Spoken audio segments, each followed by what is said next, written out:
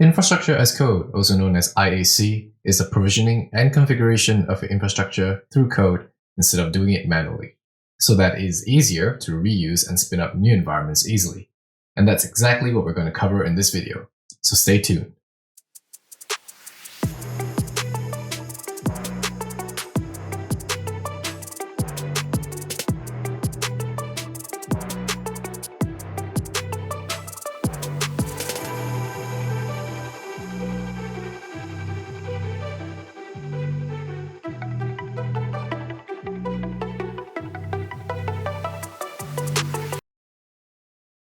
Hey guys, and welcome back to the channel. My name is Nathan, and today I'll be taking you through how you can set up your data platform infrastructure using an IaC tool called Terraform. So before we get into it, if you like the video, please do give it a like. I do appreciate it. And if you haven't done so already and want to see more content from me, just click on the subscribe button below. It is a pretty long course. I will be covering an end-to-end deployment of how you can spin up multiple environments through a CI/CD process using Terraform. And if you already had prior experience with Terraform or Azure DevOps, just feel free to skip to the sections that you're interested in. I've outlined those sections in the video below and also in the description, so go and check that out. I do, however, recommend watching the entire video end to end, of course, so you get a complete understanding of what is going on throughout. So I prepared a couple of slides for you guys. Let me just go over to those slides right now, and I'll give you a brief overview of what we're covering in this course today. So first, I'll do an intro of IaC and what it means. I'll talk through some of the benefits of IaC and why we're using Terraform in specific today. And I'll walk you guys through some of the tooling that we need to install on our laptop. We will then dive headfirst into Terraform and we'll write our first main.tf file, and we'll also learn about the importance of the tf state file, where Terraform stores the state of the resources. We will provision an entire data platform and verify the connectivity between the components. And we will also work with workspaces in Terraform and also do a bit of code refactoring towards the end when our main.tf file gets pretty large in size. And lastly, we will create an Azure DevOps project. We will use an Azure Repo to store our Terraform source code. And we will also be using variable groups and some extensions to configure our release pipelines. So that is the overview of the course and what we're covering today. It is pretty comprehensive, so I hope you guys learn a lot from this entire tutorial. Now, moving on to the introduction, I just want to talk a bit about what IaC is. Now, the overview of IaC is that it is broken down into two main sections. The first one is infrastructure provisioning, where we're actually creating the infrastructure on a cloud provider like Azure or AWS. And the second part of IaC is doing the actual configuration management. So when you spin up a virtual machine, for example, on Azure, you don't want to exactly RDP into the machine and install all the software manually. You want some way to actually automate that configuration. Now, Terraform is excellent at doing the provisioning portion, but it's not so good at doing the configuration management portion. So we are not going to cover configuration management today. We will just be working with the first section of infrastructure provisioning using Terraform. If you are interested in configuration management, there are lots of videos on YouTube covering that, so go and check those videos out. Some of the benefits of IaC is that you can spin up new environments automatically, and those environments will be consistent across development, UAT, and production. You reduce the chance of human error, and you can deploy your infrastructure changes through a standard CI/CD process because you are codifying all of your infrastructure. So it is very beneficial to introduce IaC in your workflow, and I highly recommend that you do it. And lastly, I just want to list out some of the reasons that make Terraform a very good tool for spinning up your infrastructure. So firstly, Terraform is declarative. Now, what that means is that if you've ever written a SQL query, you know that the query engine doesn't need you to tell it how exactly to execute the query. You just specify the data you want, and the query goes ahead and queries that data from the database and returns it to you. Now, Terraform works in exactly the same way. You don't have to tell Terraform the order in which to deploy your infrastructure. You simply have to define your end state, and Terraform figures out how to deploy the infrastructure in the best way. The second reason is that Terraform is masterless and agentless, which means you don't have to install any agents or any master nodes for Terraform to work. You can just download the CLI from HashiCorp and you can start using Terraform straight from your terminal. The third reason is that Terraform has good documentation, so you can find extensive documentation online on the HashiCorp website for any cloud provider that you're working in. It has good community support, which means that if you're looking for a solution to your problem, you can probably find it on a Stack Overflow thread somewhere or on a YouTube video that somebody has made online, just like this one. Terraform also has an opinionated language design.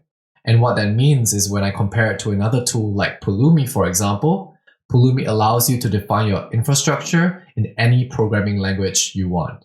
Whereas Terraform, you have to use HashiCorp configuration language for the most part. So sticking to one language for your team to define your infrastructure can reap a lot of benefits when you hand over TF files to other teams. And the HCL language is also extremely easy to read, so I think you'll find it a beauty to work with. And the last reason is that Terraform is an extremely mature product. It's been around for a long time, it's been used by enterprises and startups alike, so you can have confidence that when you use it, bugs are resolved quickly, you can find solutions to your problems, and it is easy to onboard new team members onto the tool.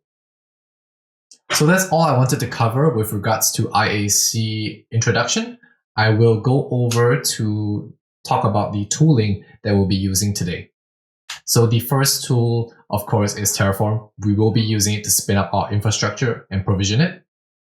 The second tool we'll be using is VS Code. So we will use VS Code as our main source code editor of choice.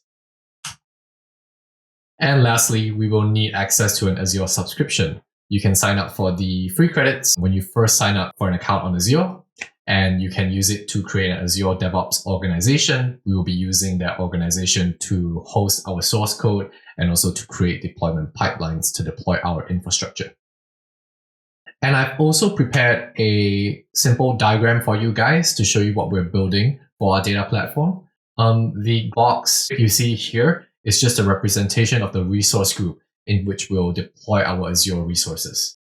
And the first resource we'll deploy is a data platform VNet. So we are going to deploy a virtual network, and in the virtual network, we're going to be deploying a data services subnet that's protected by NSG, which is the icon you see in the top left.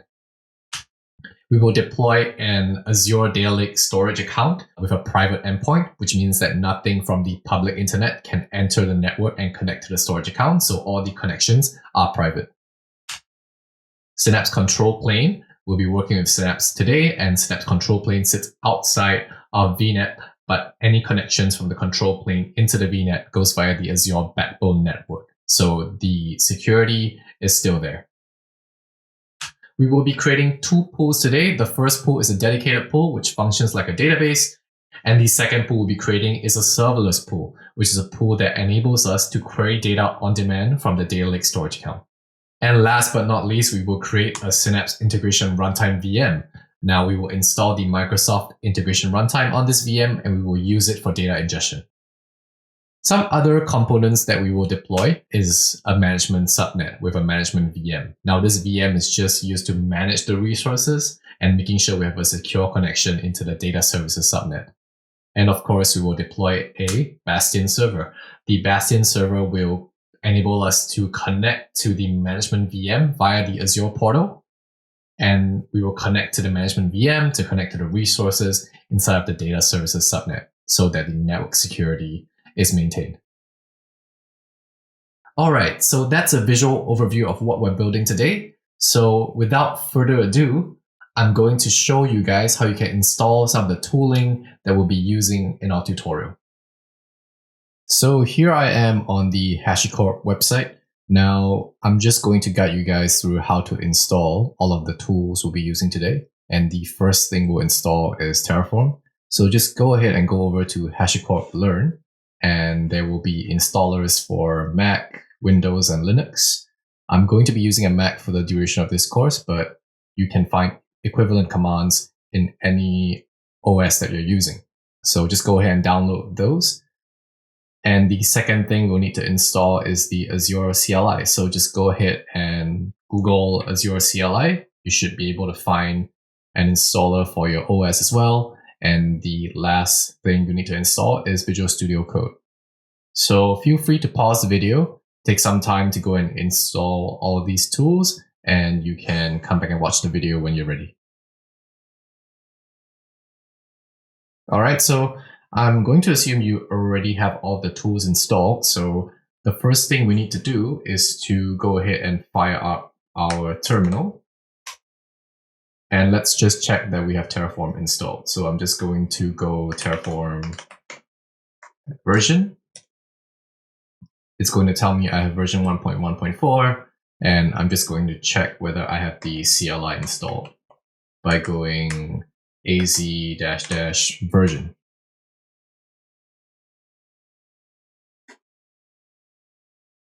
All right, so I have 2.33.0 installed, and I also have VS Code on my computer, so we're all set to go. So in my home directory, I'm just going to make a new folder called Learn Terraform. And I'm going to cd into that directory. And let's just create a main.tf file.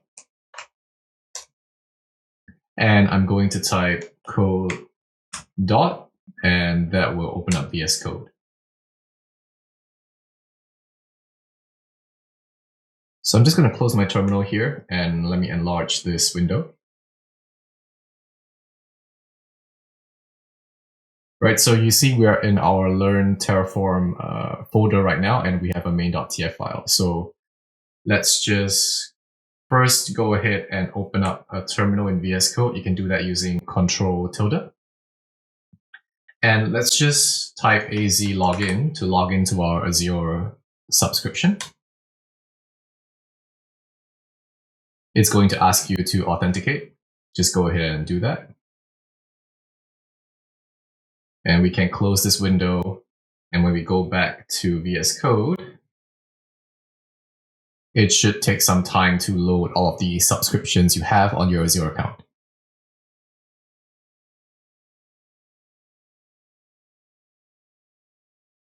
Right, so I'm just going to choose a subscription to work with. I'm going to type AZ account set and the name of my subscription.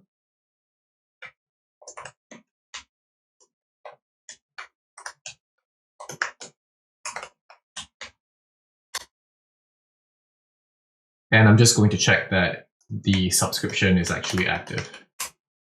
So I'm going to do AZ account show, and it shows me that my active subscription is NPN Nathan Cheng. So that's correct. So now that we're logged in to our Azure account and we've chosen a subscription to work with, we can immediately start creating resources. So in our main.tf file, we are just going to initialize a Terraform provider. You can do that by using Terraform. And we're just going to key in the required providers. So we will be working with Azure RM today. And for the source, we're going to take it from HashiCorp -Azure RM. And as for the version, I'm just going to use 2.96.0.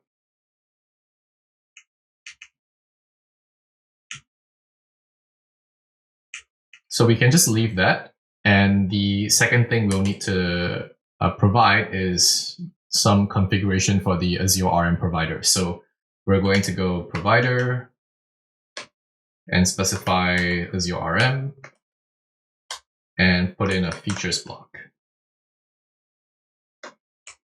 Now you can leave the features block empty. In the future, when you onboard new components, you might need to update this feature block. All right, so right now we've specified the configuration for the provider that we want to use.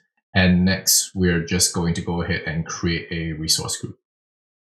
So I'm just going to create a resource group.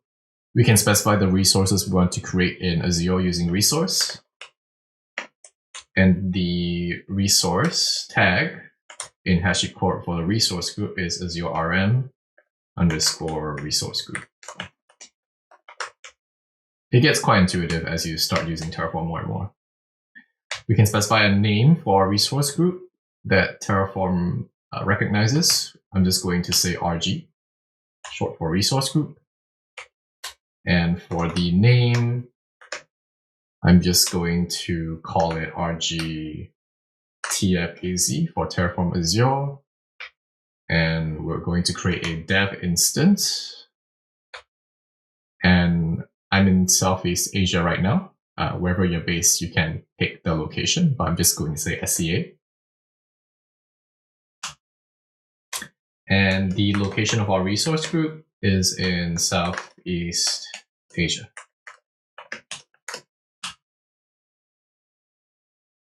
And I think that's it for now. So let's just go ahead and save this main.tf file. And let's try to deploy the resources. So before we can deploy resources, we need to initialize Terraform. You can do that using Terraform init.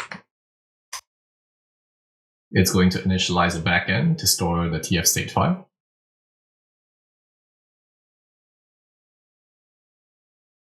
And you can see that Terraform actually created a .terraform file here, as well as a terraform.log HCL to specify the dependencies on the providers that we're using.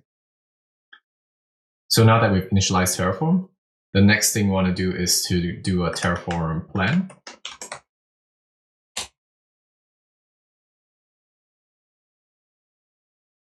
And you see Terraform actually generates a TF state file to store the state of the resources that it's going to deploy.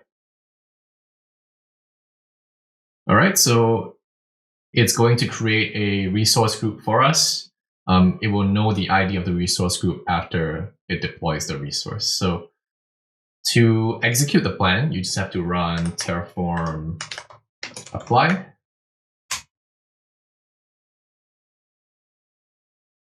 And that will tell Terraform to go ahead and generate an execution plan to deploy your resources for you. All right, so I'm just going to say yes. And it tells me that the resource deployment is complete. So let's go over to our Azure portal. So let's just go over to resource groups, and I'm going to look for my resource group. And there it is, RG tfvars devc. And we don't have any resources in here yet because we haven't specified that in Terraform. Now we can use the same commands to destroy our resource group as well. So we're going to see how to do that. And if you want to destroy resources, all you have to do is do a Terraform plan and specify the destroy argument. So it's telling me that the resource group that we just created will be destroyed. Let's just go ahead and do an apply. And that should destroy our resource group. So you see that Terraform didn't actually go ahead and destroy our resource group. In fact, it didn't change anything. And the reason for that is that Terraform can't guarantee to take exactly the destroy action if we don't specify a plan for Terraform. So we actually have to save the plan to a file, and then Terraform will go and execute that file. So we're going to make some changes now. We're going to say Terraform plan, and we're going to specify an out location. I'm going to save it to a plan called dev plan. And I'm going to specify the destroy argument.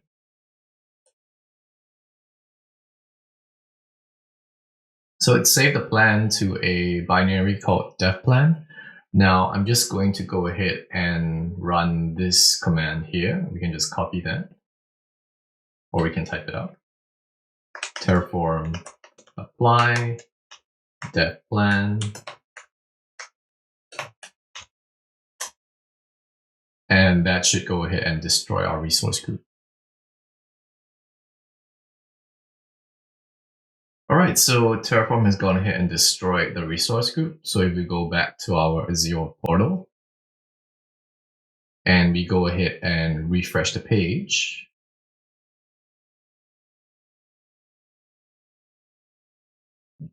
you'll see that the resource group is no longer there. All right, so that's a brief introduction as to the basic Terraform commands. Now, one thing I want to point out here is that we do have this terraform.tf state file. Now, the backend for the state file is actually stored locally, and the best practice is not to do that. We want to store our TF state files on a remote location, like an Azure storage account. So we're just going to go ahead and create a storage account, and we're going to configure our Terraform Azure RM provider to use that storage account as a backend. So I'm just going to go over to Azure portal here, and I'm going to create a resource group. I'm going to use my subscription, and let's call it RG TF state.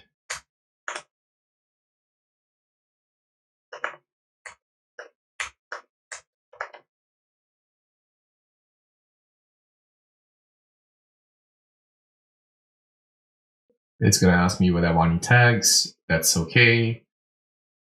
I'm going to create the resource group.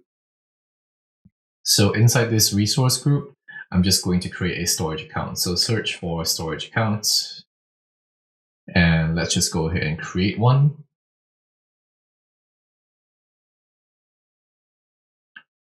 I'm going to pick my subscription, the resource group I just created.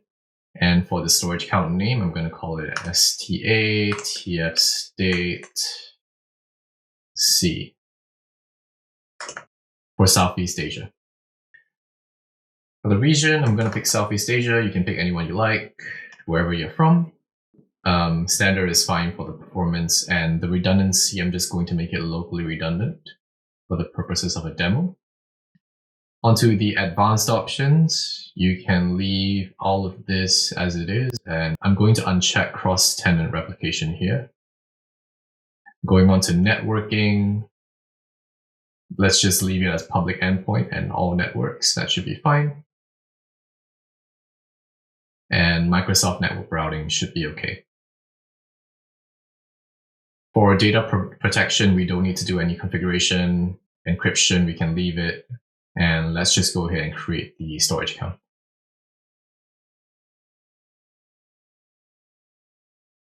All right, so it's going to take a while to provision this one. Once it's ready, I will go back to VS Code and I'll show you guys how you can configure Terraform's TF state to be stored in this storage account. All right, so it looks like the storage account has been deployed. Let's just go over to our resource, and we're going to click on containers. And we're going to create a container here, and we're going to call it TF state. So all of our state files will go in here, and let's just go back to VS Code. I'm going to delete the TF state here. And this one as well. I'm just going to delete everything except for the main.tf file.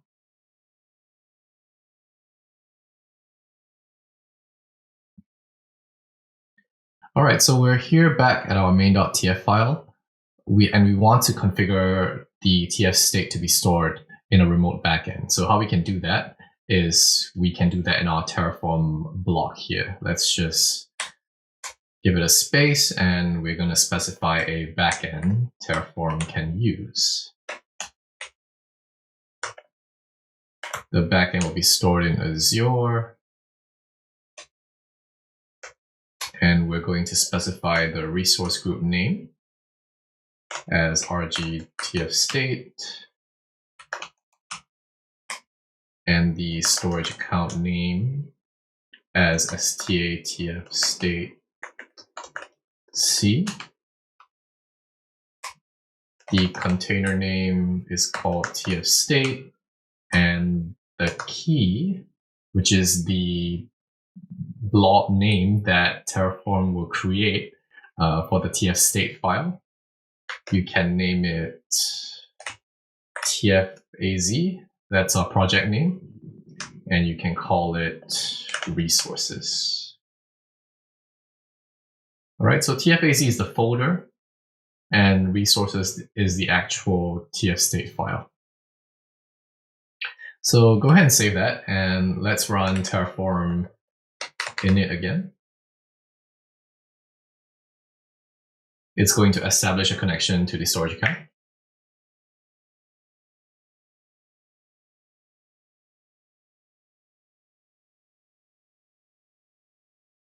And now if we go ahead and check the storage account in Azure portal, let's go into tf state.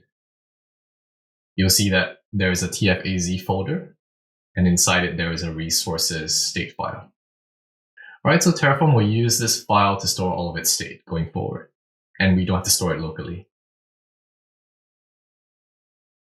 So that's the base setup needed to actually start working with Terraform efficiently. Now we're going to go full speed ahead and just go ahead and create all of our resources like Synapse, the virtual network, and all of that good stuff. So I'm just going to close the terminal here, and let's just go down below the resource group and start creating more resources. So kind of the first thing that we want to define in our infrastructure is the virtual network. So let's just go ahead and create another resource block here. I'm going to say resource, and for the resource type, I'm going to use Azure RM virtual network. And I'm just going to call this vnet. And I'm going to specify the name to be vnet tfvars dev c, and the location is going to be Southeast Asia.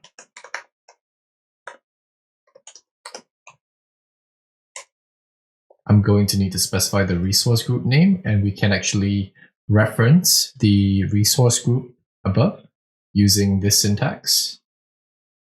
So you see I'm referencing the resource group resource type and also the name of the resource group above. So using this notation, we can reference other resources in our main.tf file. And the address space, I'm just going to define an address space of 10.0.0.0/24. And that should be all. Now you might have realized by now that we can actually make our code a bit more concise, and we're repeating ourselves in some places. So I'm going to introduce you guys to variables in Terraform. So let's just go ahead and create a variables.tf file. And let's just store some variables in here. So the first variable that we'll create is called the project code. And I'm going to say that's a type of string. And I'm going to set a default value of tfvars. So we can reuse that variable when we name our resources. I'm going to define a couple more. The next one will be the region code. This is also of type string. And the default value, I'm going to set it as SCA. The region, I'm going to say Southeast Asia. Let's just copy this.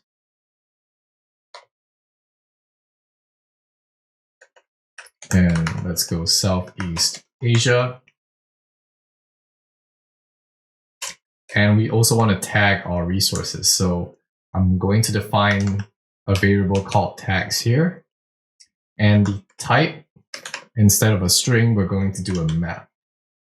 I'm going to set the default value to be project code equals to tfvars, and the application is going to be a data platform. All right, so we have 4 variables here right now, and we can actually use these variables in our main.tf file. So I'm going to go back here, and we can actually optimize our code a bit here. For the location, we can just say var.region to reference the variable. And we will put this address space in a variable later. I'm going to change this location to var.region. And for naming the resources, we actually need to do something special here. So we need to interpolate the variable strings together. And to do string interpolation, we are going to create a locals.tf file. So locals is just a way for Terraform to do string interpolation. So I'm just going to define a locals block here. And inside of it, I'm going to say suffix main. And I'm going to use some of the variables. So using this syntax, you can go $ and curly braces. I'm going to say var.project code hyphen dev var.region code. So that'll be tfaz dev c, and we'll use that suffix in almost all of our resources. The next suffix we'll need is just a suffix underscore concat, because some resources in Azure won't allow you to use a dash, so you just have to take that out. So let's just copy this and come down here, and let's just remove the dashes that we don't need. And lastly, for the tags, let's just do a merge, and we're going to merge our tags variable together with an environment. So let's just say env equals to dev. And that should be fine. Now you realize that I'm actually hard coding the dev value here. So if we were to spin up multiple environments, such as production or UAT, it would still spin up the resources with the dev value, and we don't want that.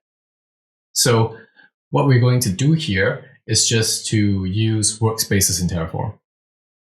So I'm just going to open up a terminal here to show you what I mean. So when I open my new terminal, I'm going to check what workspace I'm in. You can do that by doing Terraform workspace show. And it shows you you're in the default workspace. So if you want to go ahead and create a new workspace, you can just do so by typing in Terraform workspace new dev.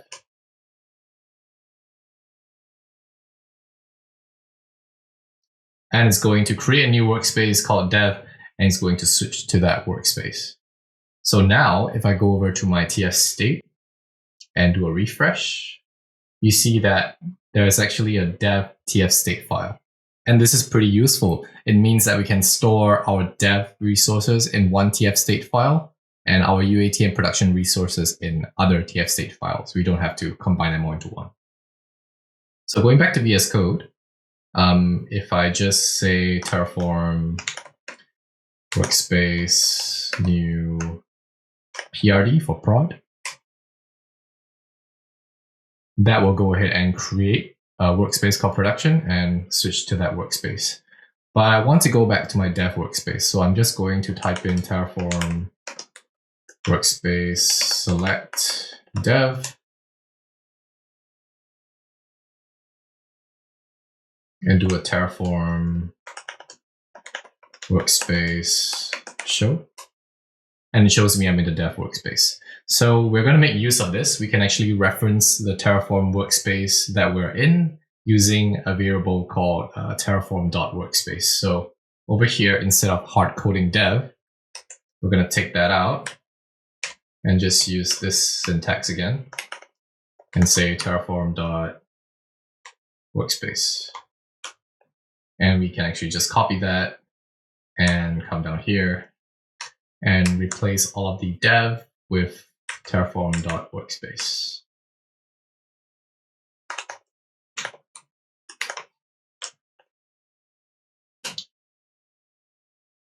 Perfect. So we have all of our locals now, and we can actually use these locals in our main.tf file.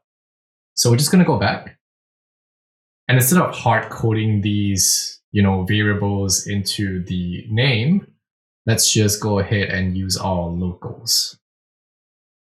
So I'm going to come over here and take this part out and just replace it with local dot suffix main. And we can use this for our VNet name as well. All right, so everything is nice and parameterized now. The only thing remaining is this address space that will change between our dev and production environments. So we want to be able to switch the address spaces dynamically depending on which environment we're in. So how we can do that is just let's create a new folder in our Terraform workspace. I'm just going to make a new directory called env for environment. And that's created here. Now I'm going to create two files in there. The first one is called dev.tfvars. And I'm also going to do a prd.tfvars.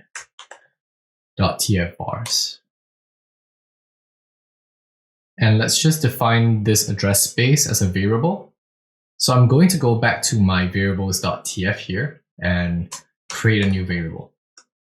And I'm going to call it vnet address space. The type of the variable will be a list. And let's leave the default value empty. We can define that in our dev.tfvars and our prod.tfvars file. So just go into dev.tfvars. And in here, we're going to define our dev vnet address space. So just type in vnet address space equals to 10.0.0/24. And copy that and go back to your prod.tfvars file and paste that in. And in prod.tfvars, we're just going to change that middle 0 to a 1. All right. And just make sure you save your variables.tf file. I'm going to go back to main.tf now, and I'm going to reference that variable. So I'm going to say var.vnet address space. All right, so I'm referencing the variable in my variables.tf.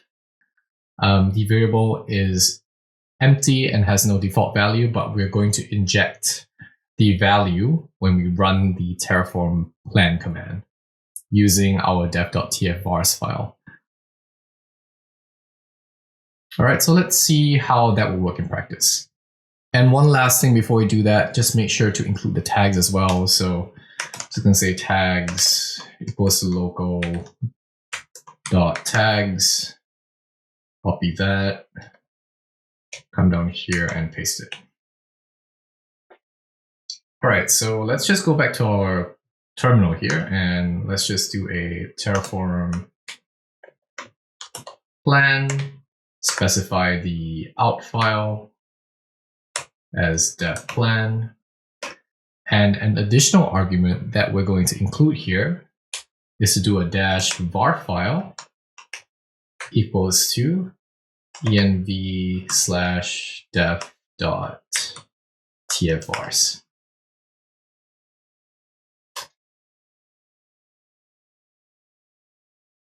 All right, so Terraform is telling us that we have an inappropriate value for our resource group. And that's because I forgot to specify the dot name here. So we have to specify that we want to use the name of the resource group. So let's just go ahead and do a dot name. Save that. And let's run the command again.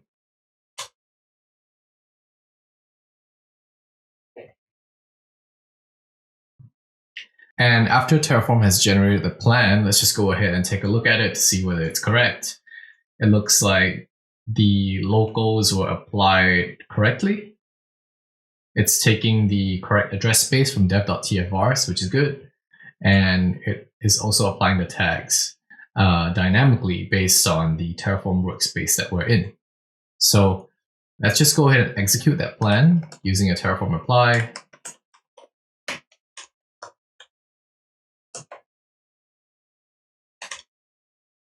And let's just apply the dev plan.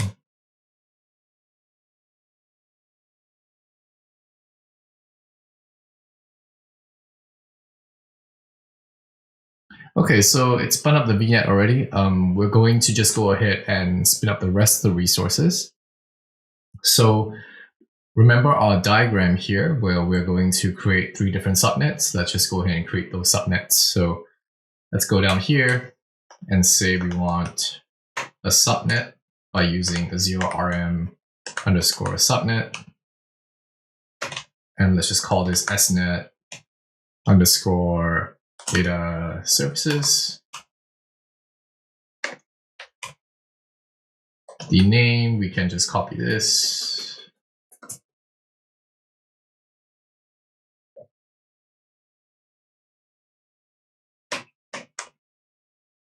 Change this to snet. And at the end, I'm going to just add a data services. And we can copy this for the resource group. For the virtual network, we're going to use the only one we have and just refer to the name attribute in that virtual network resource. For the address prefixes, let's refer to a variable called snet data services address prefixes. And we're just going to add in 2 more arguments here. Enforce private link endpoint network policies is going to be true. And we're also going to enforce, just do true. And we're also going to enforce private link service network policy. So let's set that to true as well. And let's just copy this 3 times. I'm going to paste it here for the management subnet, and I'm going to paste another one for the Bastion subnet. So for our management subnet, let's just rename this to MGMT. This one as well. And we can leave the rest. Just make sure you change all the data services to MGMT. And as for the Bastion, let's just change this to snet Bastion. And for the name, we're going to just use a standard name for the Bastion subnet, just called Azure Bastion subnet. And this is a standard naming convention by Microsoft. You can't change it. And for the address prefixes, we're just going to change the data service to snet Bastion address prefixes. And you can remove these 2 arguments at the end. They're not relevant when we talk about the Azure Bastion subnet. So just remove those. All right, so we have a few variables here that we need to define again. So let's go back to our variables.tf file and define those variables. So I'm going to say variable snet data services address prefixes.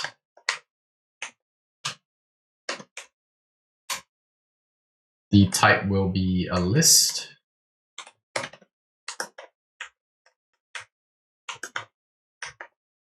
And let's copy this 2 times. And we're going to create one called management and also another one called Bastion. Now go over to your dev.tfvars and let's just specify these variables. So I'm going to copy this here over to our dev.tfvars. So let's define the Bastion first. I'm going to copy this, come to the top, and let's remove the variable and remove all of that.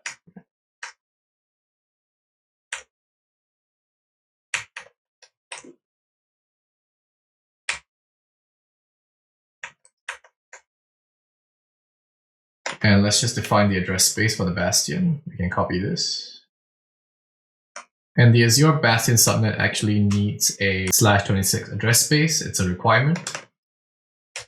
For the rest of the resources, for the data services subnet, we don't need such a big address space. So that can just be a /28 address space. Make sure you change the 0 to a 64.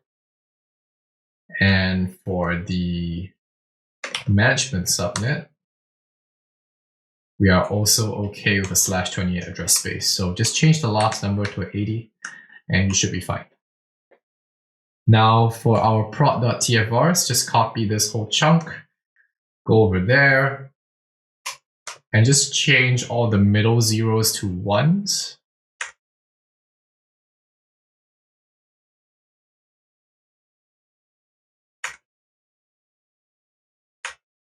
And save that.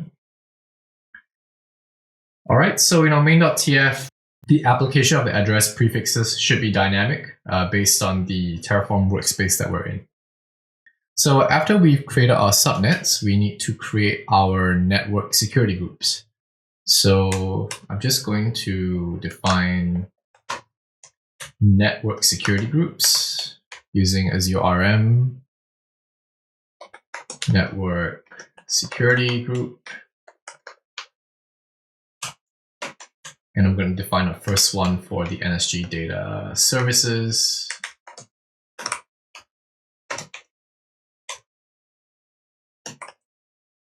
The name can be copied from here.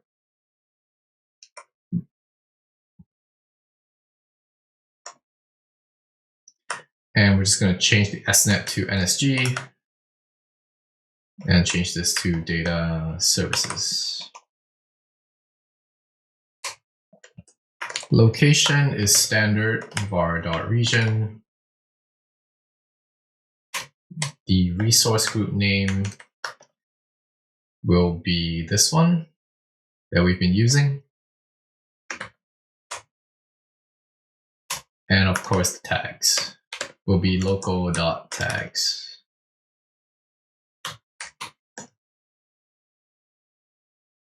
And let's just copy this again. We don't need the second one actually, so let's remove that. We just need 2 network security groups because the Azure Bastion subnet already has inbuilt security that's managed by Microsoft. So let's just create one more for the management subnet. Let's name this MGMT.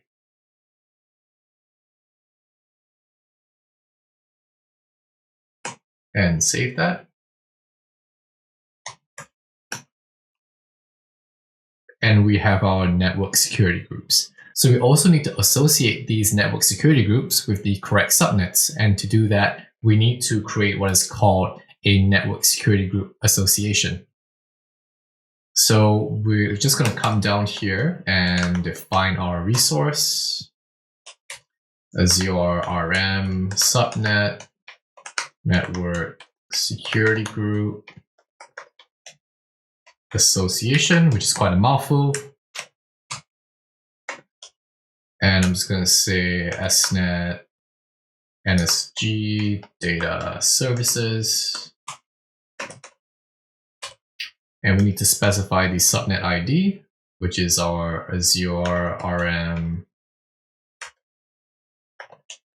subnet.snet data services.id.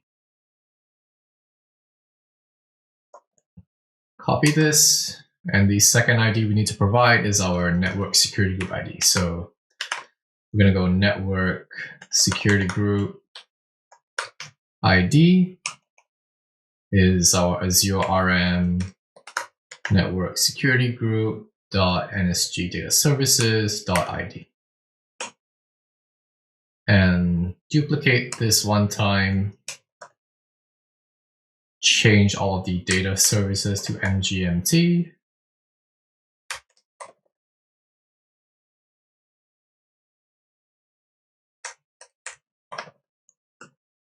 And that should be good. So let's just go ahead and try and apply our plan again. I'm going to delete this one.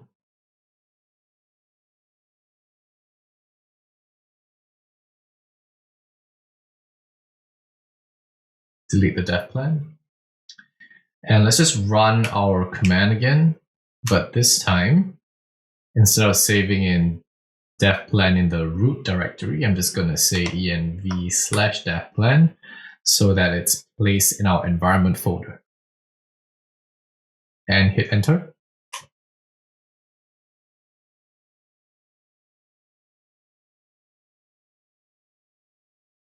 So Terraform is going to add 7 resources. I'm just going to check them quickly. And they look fine. So I'm going to go ahead and do a Terraform apply and pass in the path of the plan.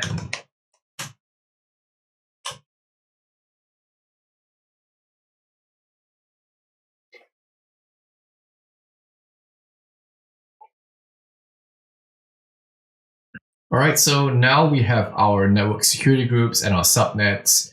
The next thing we need to do is to make sure there are private DNS zones in the network so that when we actually try and connect to our resources through their private endpoints, the DNS will tell us exactly what IPs those resources belong to. So let's just go back to our main.tf file, and I'm going to generate a new resource called Azure RM private DNS zone.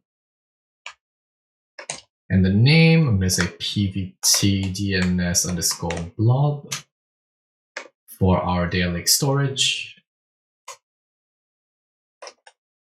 The name, I'm going to refer to a variable called pvt DNS underscore blob.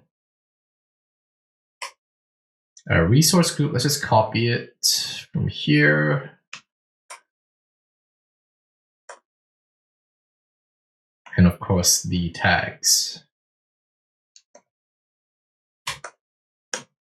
So there are a couple of private DNS zones that we will need. Besides the blob one, let's just go ahead and create the DFS one as well, which stands for the data lake file system.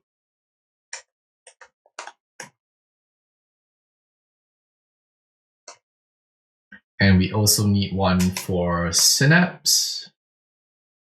Let's just call this syndev for the Synapse development endpoint. I'm going to change this variable as well. And for the Synapse pools, we will need one called synpool.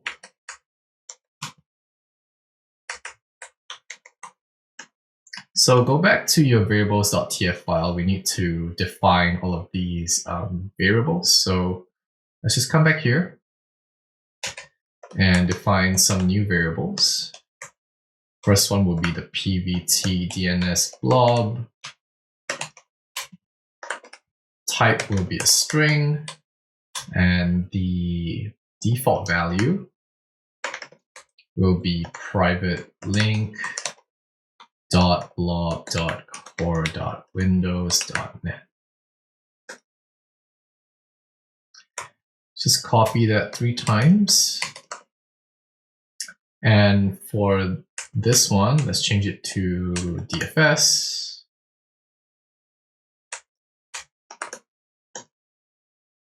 And for this one, we're going to say syndev.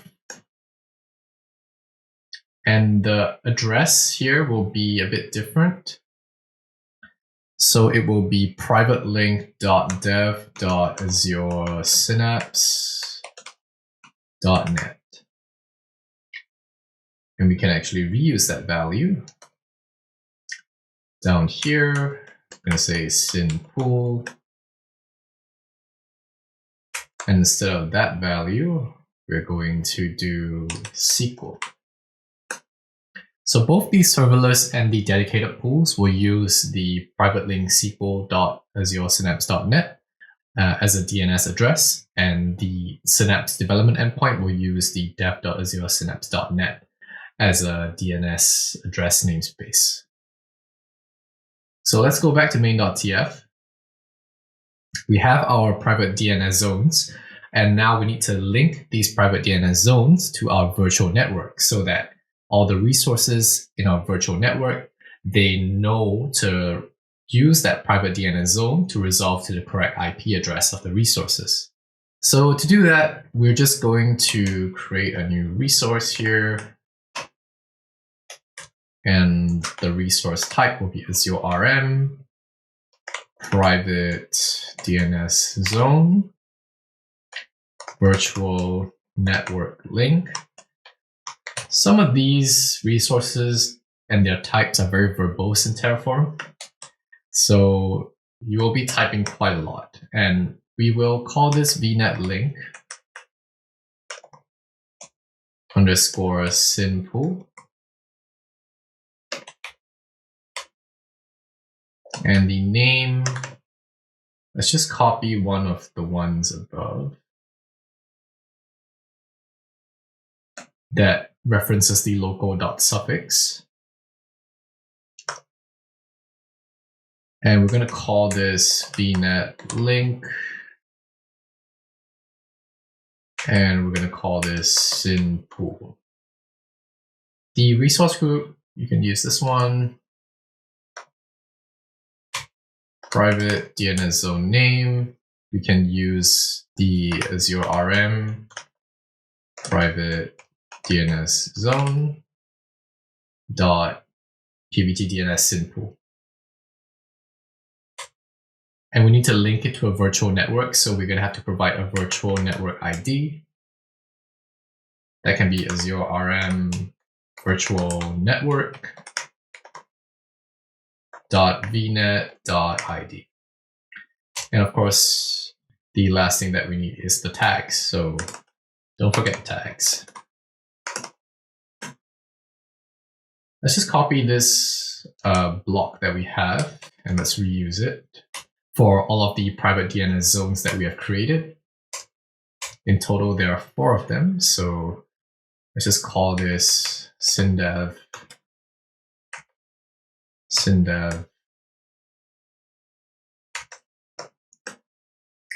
And this can be blob.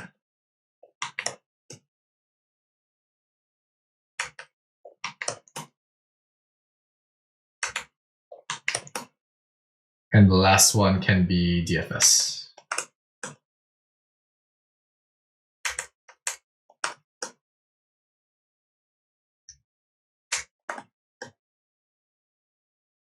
All right, so let's just try and spin that up. Let's do a Terraform plan command again.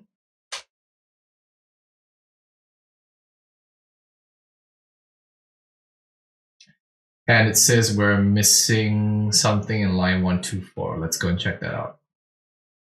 Okay, so we didn't provide a virtual network ID here. I must have deleted it accidentally. Let's just copy this and paste that here. And let's just do our Terraform plan command again.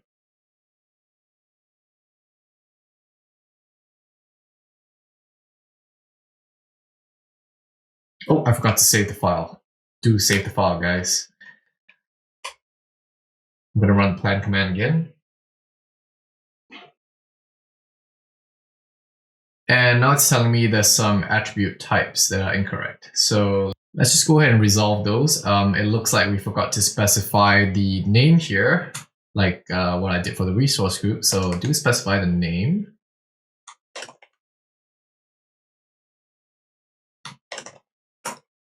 And the last one for this SYN pool. And that should be fine. Let's just go ahead and run our plan command again.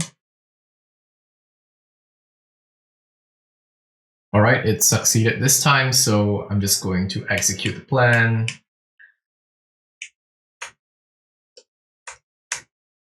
Let's take out all of that and do apply env/devplan.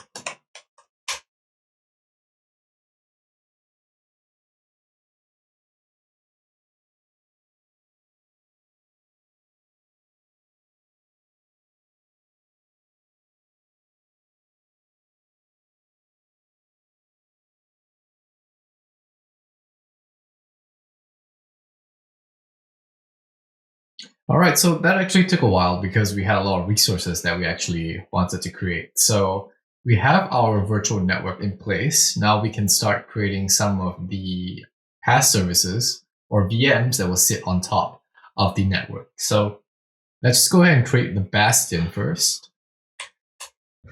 We're going to do another resource. Call it Azure RM Bastion post. I'm going to call this Bastion because it's the only one we have. I'm going to copy the name from here.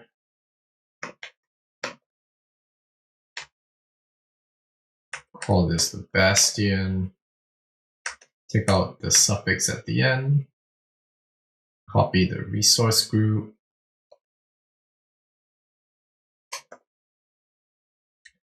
And specify the location. The SKU can be basic. And I'm going to specify the tags. And for the Bastion, we actually need something called an IP configuration. So the IP configuration name can be IP config.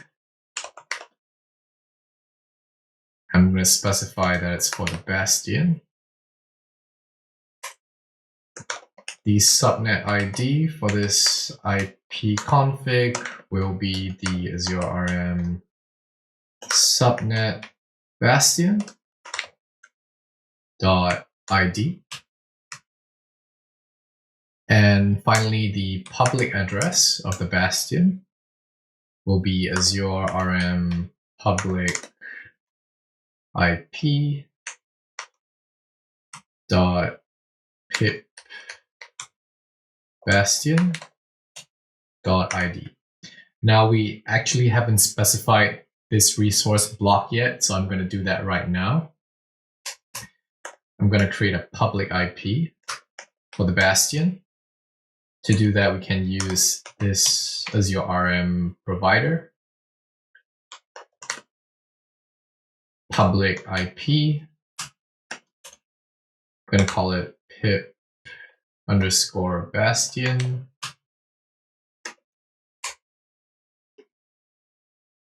I'm going to copy the name and the resource group and the location. I'm going to rename this to pip. Put a Bastion suffix at the end. The SKU will be standard.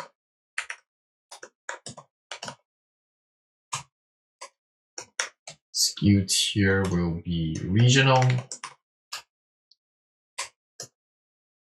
Allocation method will be static.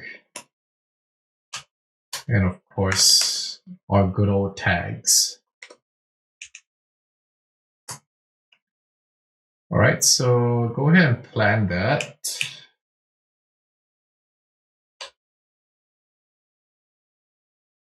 And the Bastion will actually take quite a while to spin up. It'll take around 8 minutes, so go ahead and grab a cup of coffee and come back again when it's done.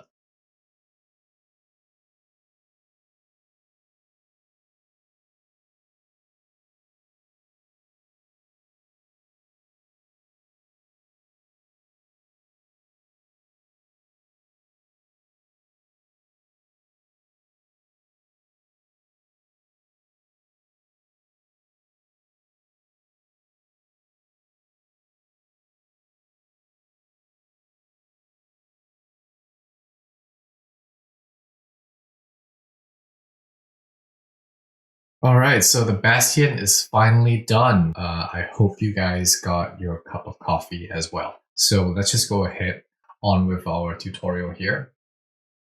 Some other resources that we have to create is the virtual machine. So let's just go ahead and do resource Azure RM virtual machine.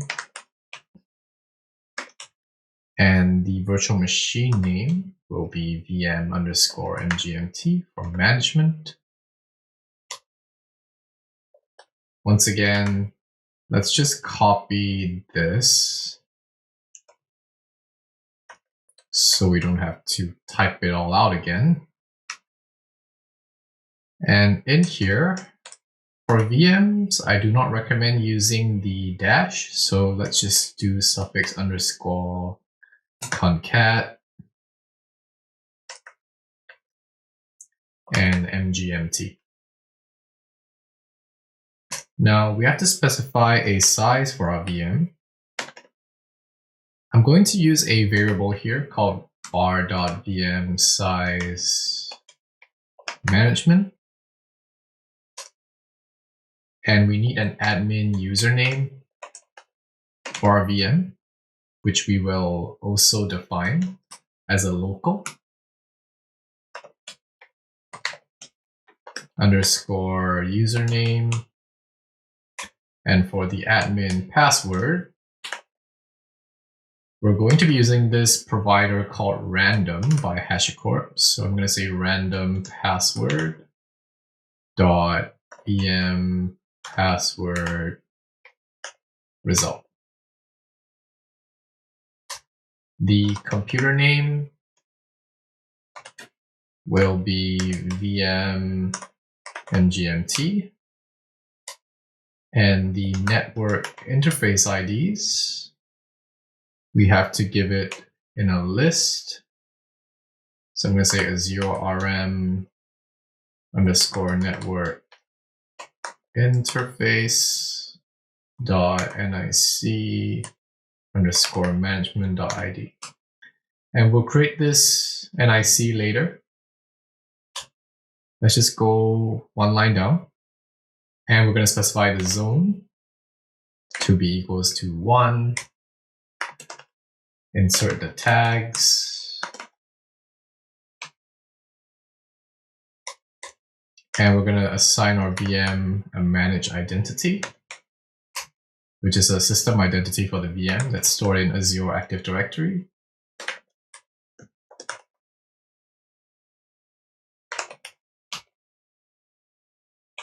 And our OS disk,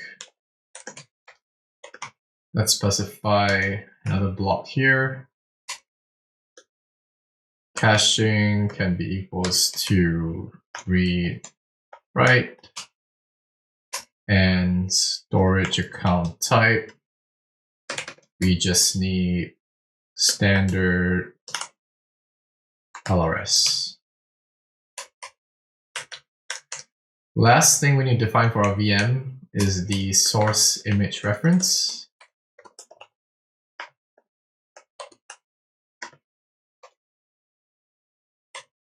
And we're going to use a Windows VM here. So the publisher will be Microsoft Windows Server. Author will be Windows Server. The SKU will be 2019-Data Center.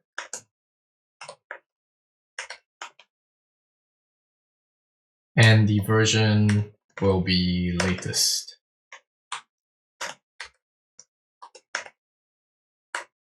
Now, I just want to take a pause here. If you're wondering where I'm getting all of these values, it's because HashiCorp has great documentation. So if you're wondering about what attributes are in which providers, just search for the Azure RM virtual machine, HashiCorp.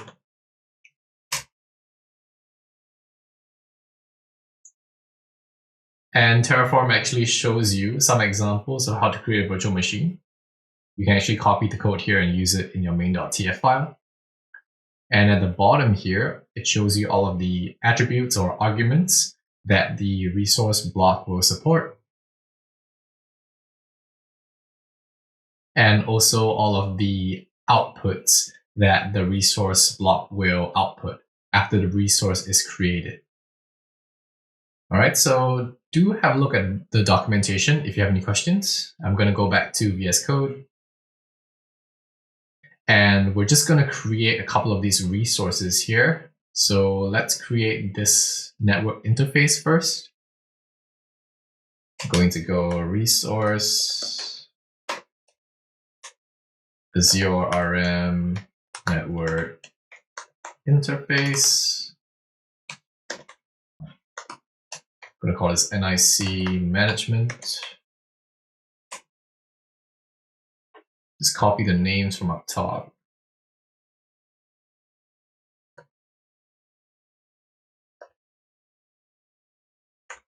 And we can actually use the dash here. So I'm going to bring suffix underscore main back.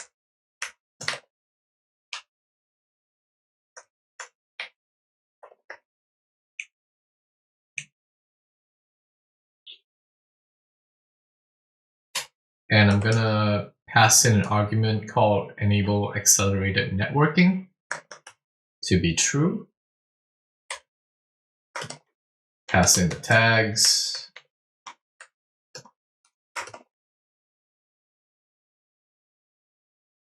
And we're going to have to do an IP configuration as well.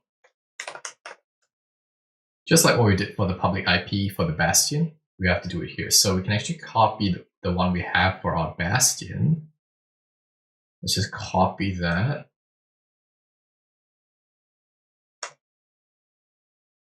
And instead of Bastion, we're going to say management. And this will be in the snet underscore management subnet. And the public IP address, we don't need it. Right, the Bastion uses a public IP, but our VM is fine with just a private IP. So we're going to say private IP address allocation equals to dynamic. It will dynamically allocate the IP for us in that specific subnet. All right, so there are also some variables that we forgot to define in our VM. Let's just go back and take a look at what those variables are. We have this one, VM size management. So copy that, go back to variables.tf. And let's define a variable called VM size management. And in this block, we're going to say type equals to string. The default value can be standard D2AS underscore v4. And we're going to define another one called data workload, because we're going to use it later to spin up our IR VM, our integration runtime VM. So let's just specify one called data workload right now. And we're going to change this to D4AS instead of D2. And save that. And let's just go back to main.tf and see what else we're missing. And there is one thing that we forgot to define here, which is the random password provider. So Let's just go back up to our providers. I'm going to create another providers.tf file here, so we can isolate that in its own separate file. Go back to main.tf and just copy the provider block and also the Terraform block. So let's copy all of that and paste it in providers.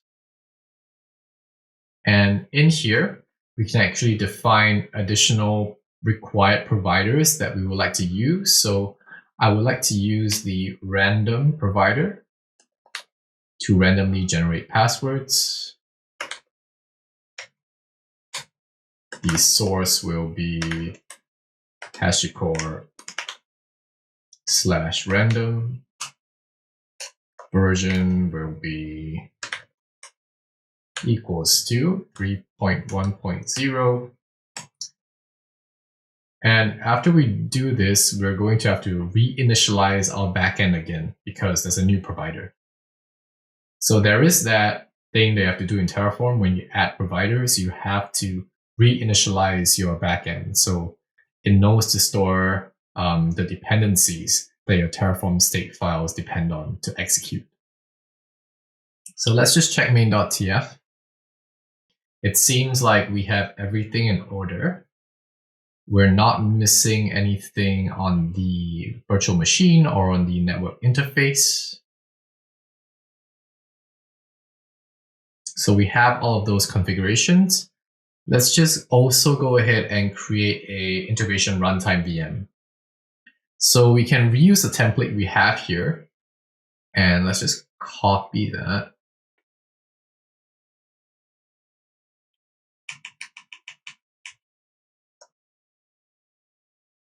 Come down here, paste that. And we're going to call this VM shir001. And we can actually change this to shir001. The size will be for the data workload. Use the same admin password. The computer name will change it to shir001. And the network interface, let's change it to shir001 as well. We can leave the rest as it is. And for network interface, let's change this as well. So this will be shir001.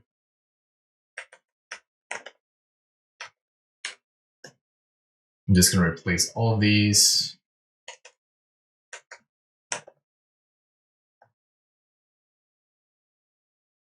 Now for the dev environment, I want one virtual machine, but for high availability scenarios, for the production environment, I actually want two virtual machines. So I want to, depending on which workspace I'm in, deploy a different number of virtual machines. So let's just copy what we have here for the shir001.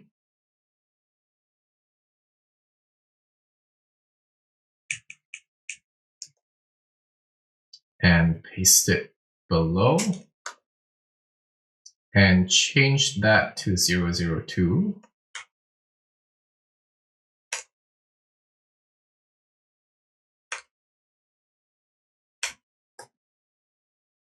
And change it for the network interface as well.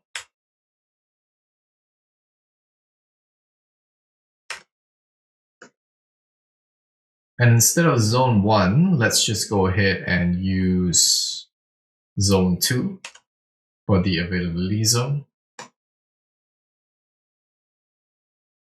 And if you're wondering, how do I dynamically decide which environment I'm in, and depending on which environment I'm in, deploy the virtual machine, what we can do is just do a count here. And we're going to say Terraform workspace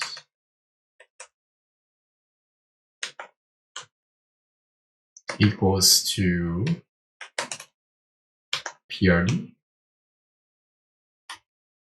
If it's true, then create one instance.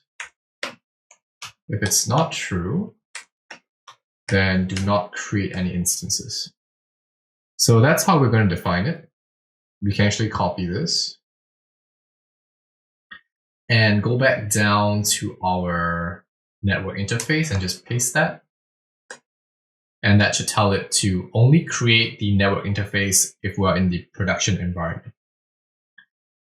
Now, there is something else you have to do here before this will work completely. So for the second integration runtime VM, you have to actually specify the instance to use because you're using a count. So we're going to specify that if we're in a production environment, use the first instance. And we can specify the first instance by using the 0 index. So go ahead and save that.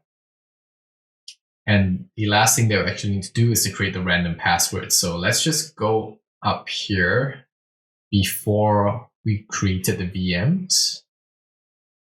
And let's just specify the password up here. So I'm going to go resource random underscore password. I'm going to say it's for the VMs. So VM underscore password. The length, I want it as 16.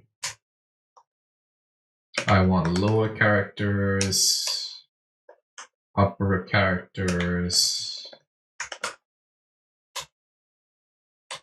numbers, special characters. I'm going to override these special characters with exclamation mark hash. I'm just going down the numbers on my keyboard right now. Skipping the caret. I'm gonna go asterisk underscore equals plus and also question mark. So that should be fine. You can specify the characters that you want to appear in your password. I usually use these, so I'm gonna save it.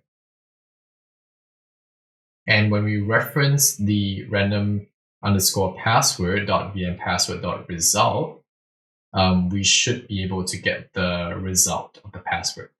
And this shouldn't be an underscore right here. There should be a dot to get the result of the password. And we also need to create our VM admin username. So let's just go back to our locals file. And in here, we're going to say VM admin username equals to var.project code followed by the Terraform workspace VM admin and save that. And I think we have everything we need to create our VM. So let's just go ahead and try and do a plan. And we forgot to actually reinitialize Terraform. So I'm going to do a Terraform init reconfigure.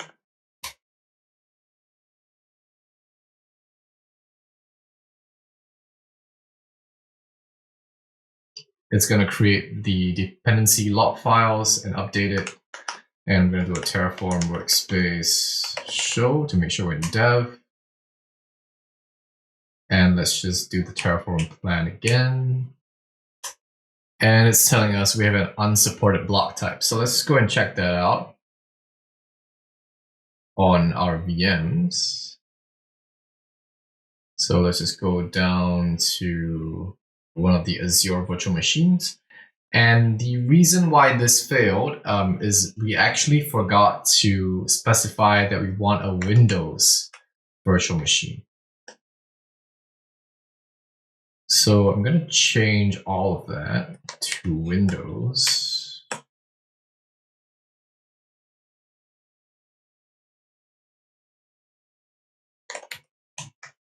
And save and run Terraform plan again. And now it tells us that we have not specified the random password. So it looks like I didn't index the result here correctly. So let's just go and do that. We need to index the result for all of our Windows virtual machines. And I think the last one remaining will be the second one for the self-hosted integration runtime. Let's just try and do a plan again.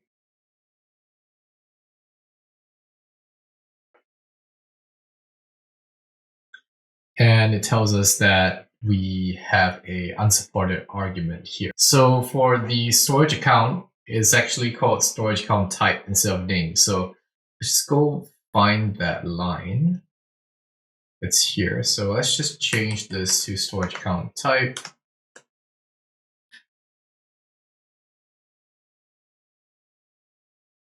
We need to change all of those.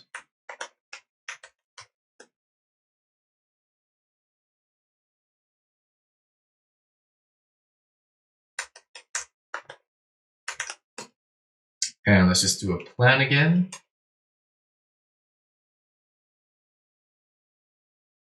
And it looks like that finally worked. So we're going to go ahead and spin up our VMs by using Terraform apply env/devplan. And that will create the VMs for us.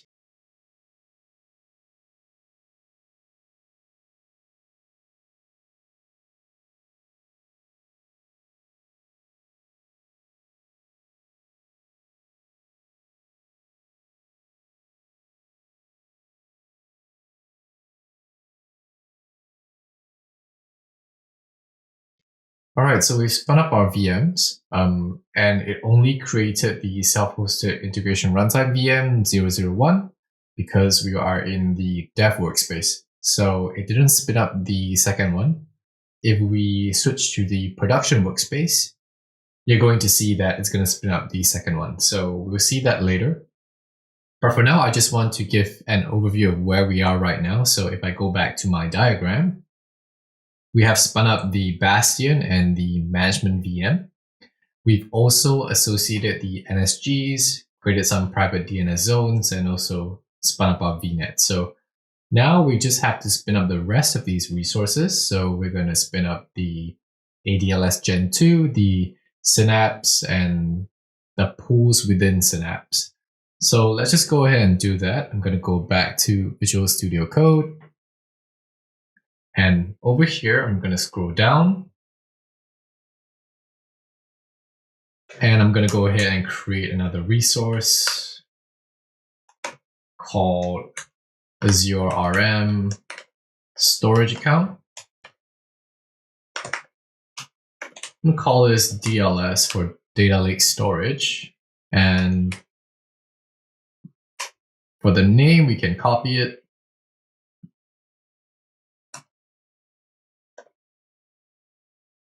I'm going to call this DLS, and we can't use the dashes here, so we're going to use the suffix underscore concat.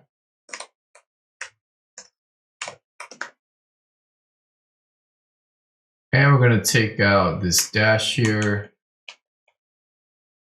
and actually the whole chunk. We don't need that at the end.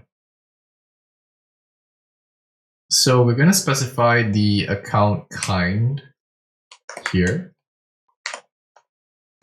And that will be storage v2. The account tier will be standard.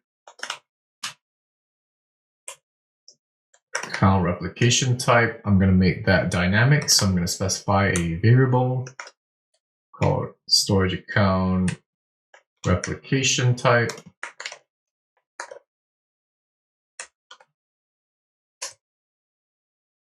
The access tier, I'm going to say hot. And I'm going to enable HTTPS traffic only. I'm going to set that to true. The minimum TLS version, I would like it to be TLS 1.2. Block public access will be false. Whoops, let's just do false. And shared access key enabled. I'm going to set that to true. And because it's a data lake file system, I'm going to enable this thing called HNS, which is hierarchical namespace. Set that to true. The tags, I'm going to say local.tags. And there are some network rules we have to set. The default action, I want to deny any inbound traffic. But for the bypass, I'm going to say Azure services are allowed. And for the IP rules,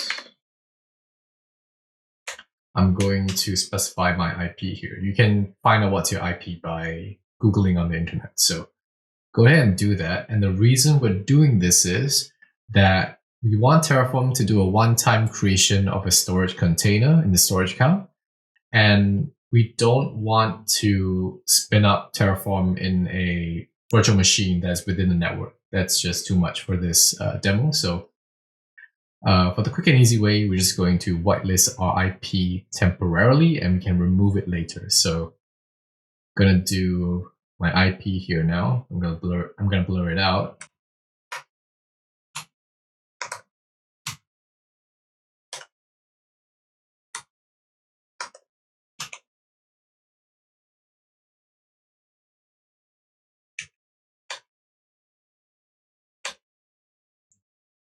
And we're going to create a data lake storage file system.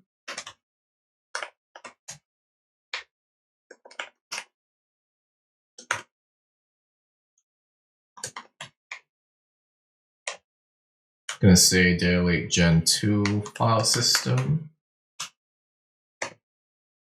And that can be DFS, syn for Synapse. And the name, I want it to be Synapse. And the storage account ID will reference the one above. So Azure RM underscore storage account .dls.id. So we need to define our variable here. Let's just go back to variables. Let's copy that. Go to variables. I'm going to type in variable str replication type. The type will be string. And we're going to leave the default value blank. I'm going to go to dev.tfvars. And for that value, for the dev environment, I'm going to say LRS because we don't need that much redundancy for the dev environment. And for the production environment, I'm going to say I want zone redundancy. All right, so I think that's all for our storage account. Let's just go down here. And we're going to specify our Synapse workspace. So I'm going to specify a resource block, Azure RM, Synapse workspace. I'm going to call that syn. And let's just copy this here and paste that. And we can actually use the main suffix here. So I'm going to take out the concat here and just do underscore main. We're going to leave the rest as it is. The file system that Synapse will use is storage data lake gen 2 file system ID. Let's specify the one that we just created. storage data lake gen2 file system dfsyn.id.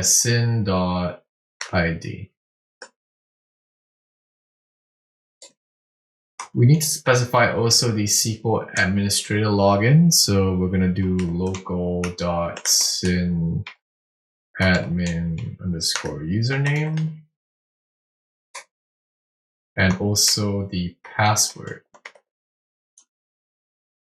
So I'm going to do random password again, but instead of VM password, I'm going to do syn password dot result,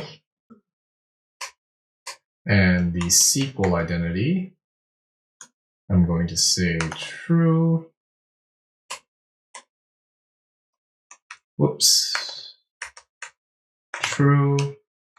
And for the tags, I'm going to do local.tags.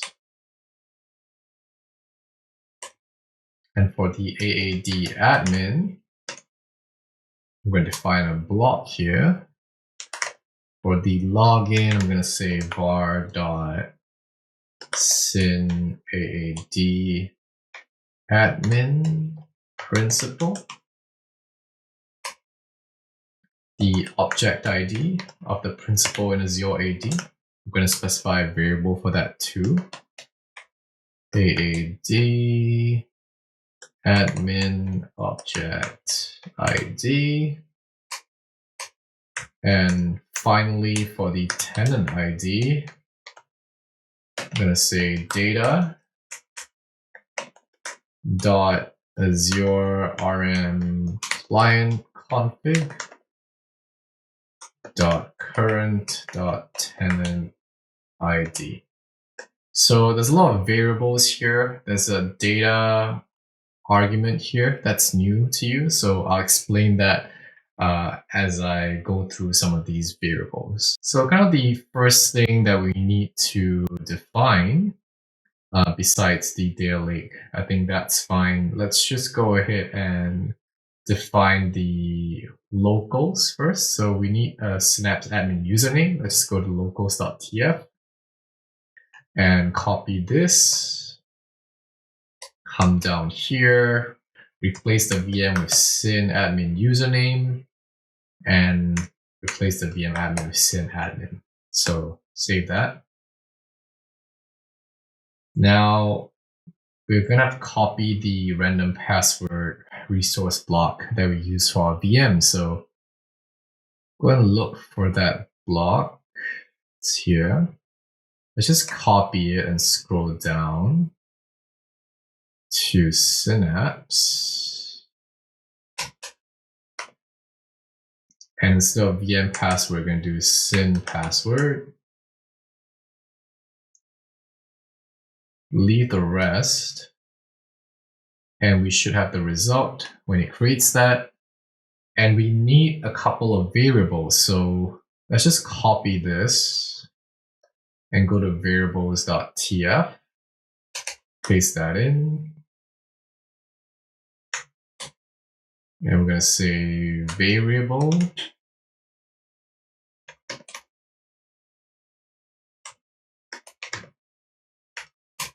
equals to type equals string.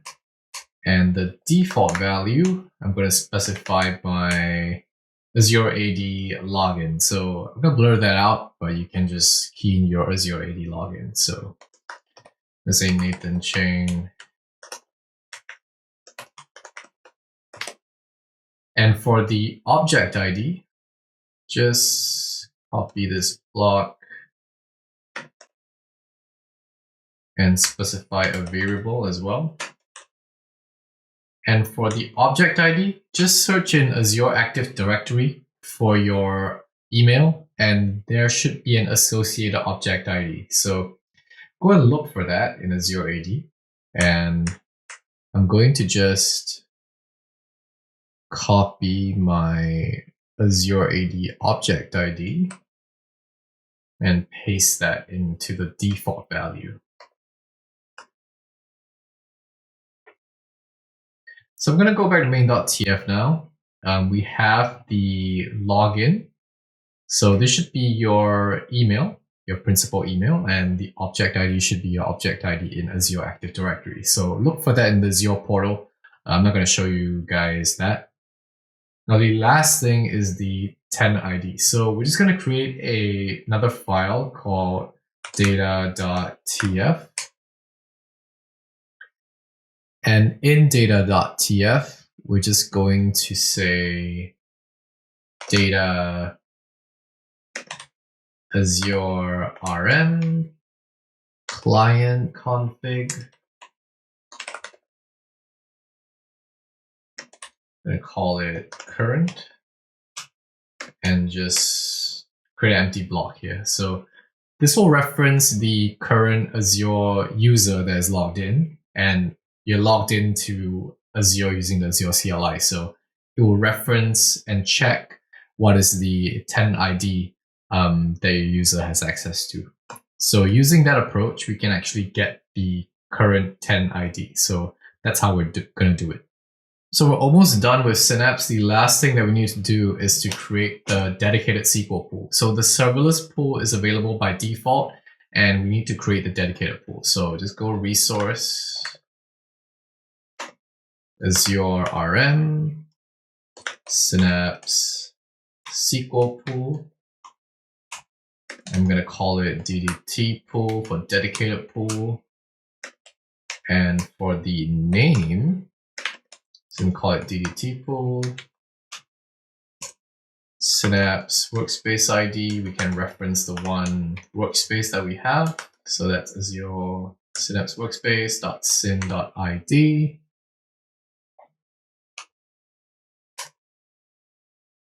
For the SKU, let's just do the basic SKU of DW100C. And the create mode, we can say default with a capital D. And we definitely want the data to be encrypted. So let's set that to true. And the last thing that we need to do is that we need to give the Synapse workspace the storage block data contributor role on the data lake storage account. So that's necessary for Synapse to use its managed identity to connect to the storage account. So we're going to say Azure RM role assignment. I'm going to call this IAM for the access control. So I'm going to say syn DLS for the connectivity. The scope will be Azure RM storage account.dls.id. So we're going to assign a role on this storage account, and we're going to give that role to the Synapse workspace. So the role definition name, we're going to say we want storage blob data contributor. And the principal, I want to give it to the Synapse workspace. So we can specify the Synapse workspace. And we're going to pull out the identity .0 .principal ID and save that. So we have everything we need to spin up these resources. And let's just go ahead and do a quick check. I think we do have everything we need. So let's just go ahead and try and do a Terraform plan.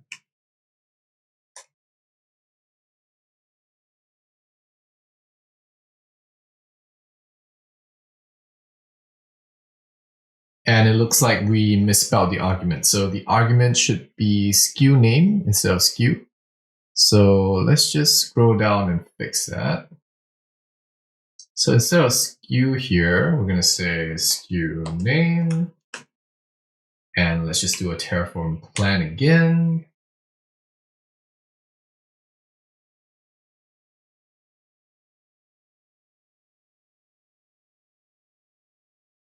And that worked. So let's just go ahead and do apply.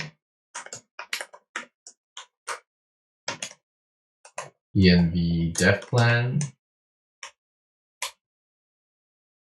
and Terraform will go ahead and create our resources.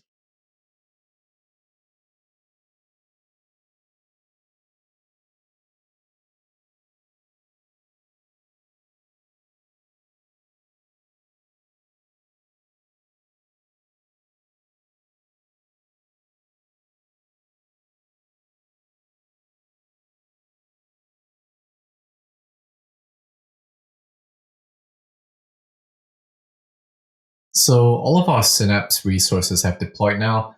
I'm just going to go ahead and finish off the rest of the remaining resources. Now you might be wondering what else is there that we need to deploy. And if we go back to the diagram, you'll know that we have not deployed any of the private endpoints. So we need to give a way for our resources to be accessed securely from within the VNet. So we need to deploy private endpoints for the resources into the VNet. So we need to inject those. And we're going to specify that in our Terraform file. So let's just go back to Visual Studio Code. And let's just scroll down all the way here. And I'm going to create a resource block. I'm going to call this Azure RM private endpoint. And I'm going to call it pvte underscore blob for the data lake storage account. The name I'm going to copy from here.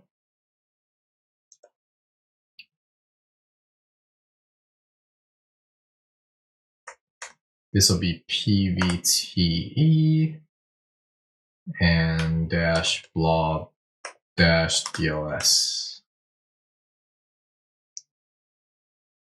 And for the subnet ID, let's say Azure RM subnet and refer to the data services subnet .id and the tags.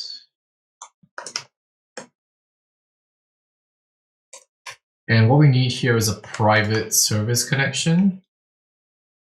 And in here, we're going to define a name for the private service connection. That will be pvt service. Just going to copy the suffix here. And that'll be blob DLS.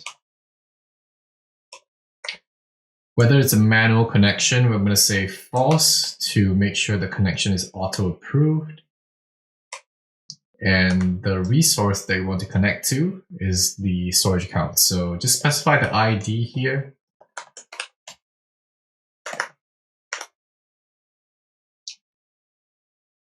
Make sure it's DLS.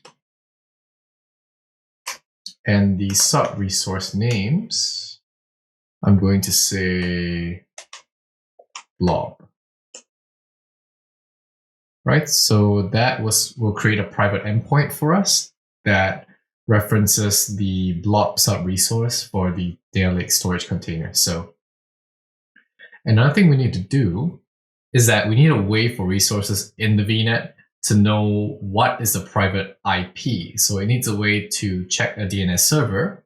And we can do that using the private DNS zone that's already linked to our VNet.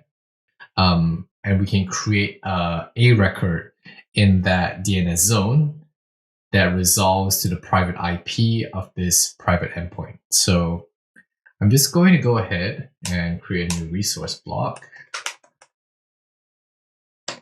Call this Azure RM private DNS record. And this can be pvt DNS rec blob DLS. And inside it, for the name, I'm just going to say Azure RM storage account.dls.name. Because we're creating an A record, we need to specify the name of the storage account. For the resource group, we can just say Azure RM resource group.name. And the zone name will be Azure RM private DNS zone. And specify the DNS zone here, .name.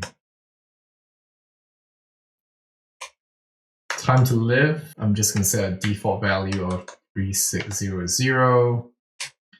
And the records, I'm going to define the IP here. So I'm going to say Azure RM private endpoint .pvte blog dls .private service connection .0 .private IP address, and save that.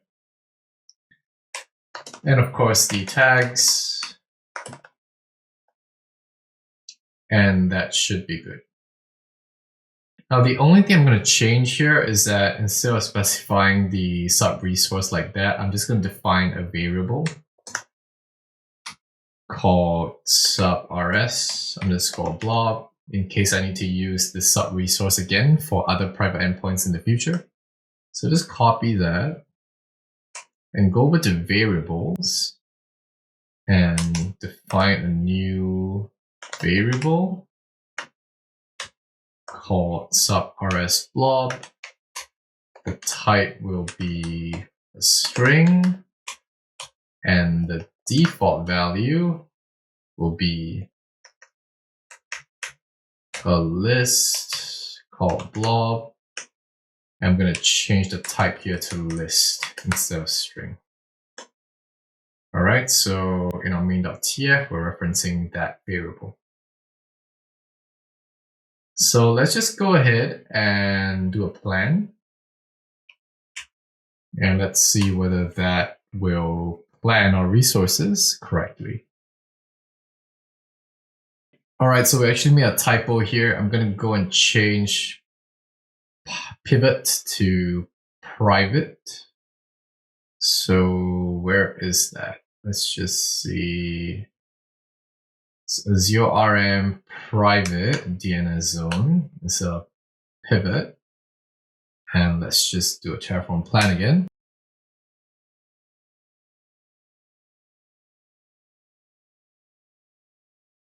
All right, so it planned successfully and I can preview my changes and it looks good. So I'm not going to apply this just yet. I'm going to create all my private endpoints. I'm going to deploy them all at once. So let's just go ahead and create the private endpoints for the DFS sub-resource. So just copy this whole chunk of code.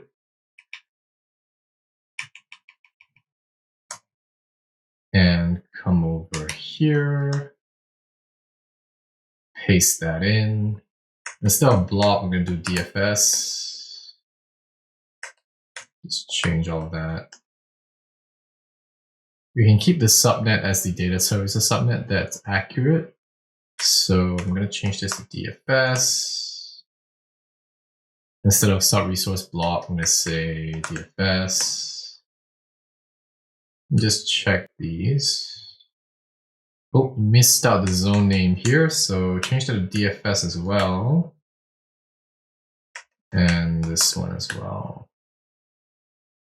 Just look for blobs in your config and just change it to DFS.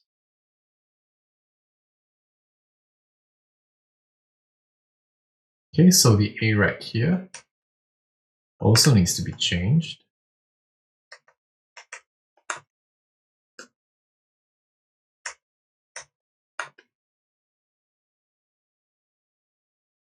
And the last thing is that we need a variable for our sub-resource DFS. So Let's just go over to variables.tf, copy that, and let's just create sub-rs,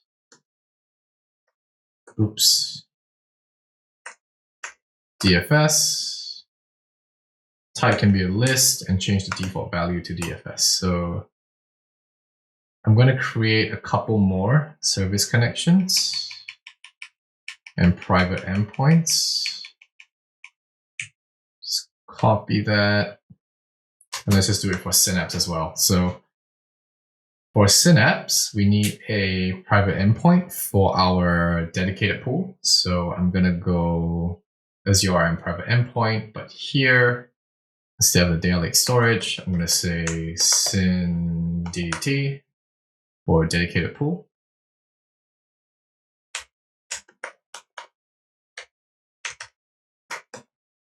And I probably could use a find and replace here. So let's just try that. Let's just search for dfs-dls.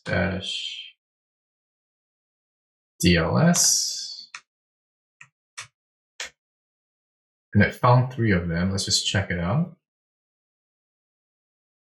All right, so let's just replace all of it with syn DDT. Replace all. And let's just look for syn DDT again. And make sure that there's a dash here. So I'm gonna put a dash in front, save it. And as for the private connection resource ID, this won't be the storage account. This will be our Azure RM Synapse workspace .syn.id. The sub resource will be syn DDT. Instead of dfs_dls, let's just change this to syn DDT. And the name will be Azure RM Synapse workspace .syn.name. And the private DNS zone will be syn pool, because it's a dedicated pool. It uses the sql.azuresynapse.net private DNS zone. So for the records, this isn't the correct private endpoint. We can reference the one above using syn DDT, and we can leave the rest. So let's just create the variable for the sub resource for the dedicated pool as well. So let's go to variables.tf. I'm going to copy this, and we're going to say syn DDT, and the default here will be SQL. So save that and come back to main.tf, and let's copy this again.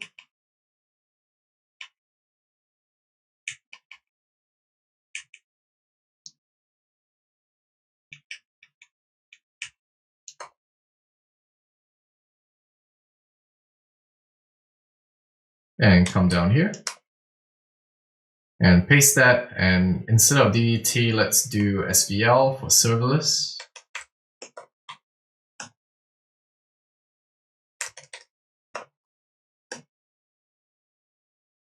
We can leave the subnet as it is. Let's change the private service connection name. The resource ID will be Synapse, so no change required there. The sub-resource name will be syn SVL. We'll create that later. And the AREC will also be SVL. The zone name, you can leave it as syn pool, because both serverless pools and dedicated pools use the same private DNS zone. And for records, let's just do SVL. And let's go ahead and create the sub resource. So let's go to variables again, copy this variable, and come down here. And we're going to do SVL. And instead of SQL, we're going to do SQL on demand and save that. Now, the last private endpoint that we need to create is actually the development endpoint. So let's just copy this again.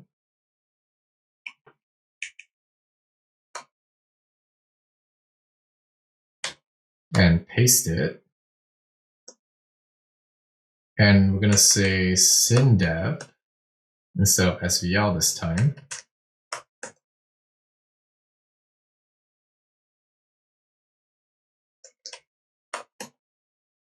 And for the sub-resource names, this will be syndev here as well. Now the zone name will also be syndev. We're using the dev.azuresynapse.net zone name, so go ahead and change that. And for the records, we're going to say syndev. Now there is one thing that we need to change here. If we go back to the serverless private endpoint, and there's an A record here, so we actually need to change the name a bit. So we can't use just the typical Synapse workspace name. We have to do some string interpolation here. And what we have to do is to just add a double quote here, and we're going to reference this as a variable using this notation in our string. And we're going to append a dash on demand at the end. And that will create the correct DNS record. So finally, let's just go ahead and define the sub-resource syndev in our variable. So go back to variables and copy this variable. And let's create one called sub-rs underscore syndev. And the default value will be capital D dev, and save. So now let's just go through main.tf again. It looks fine. So let's just see what plan is generated, and let's preview the private endpoints that will be created. So I'm going to do a Terraform plan again.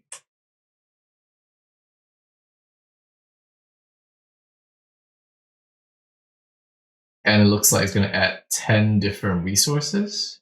So 5 of those are private endpoints, and the other 5 are the DNS zone A records. So I'm just going to look through this quickly. And it looks fine. So let's just go ahead and do a Terraform apply env-dev plan. And that will go ahead and deploy our private endpoints.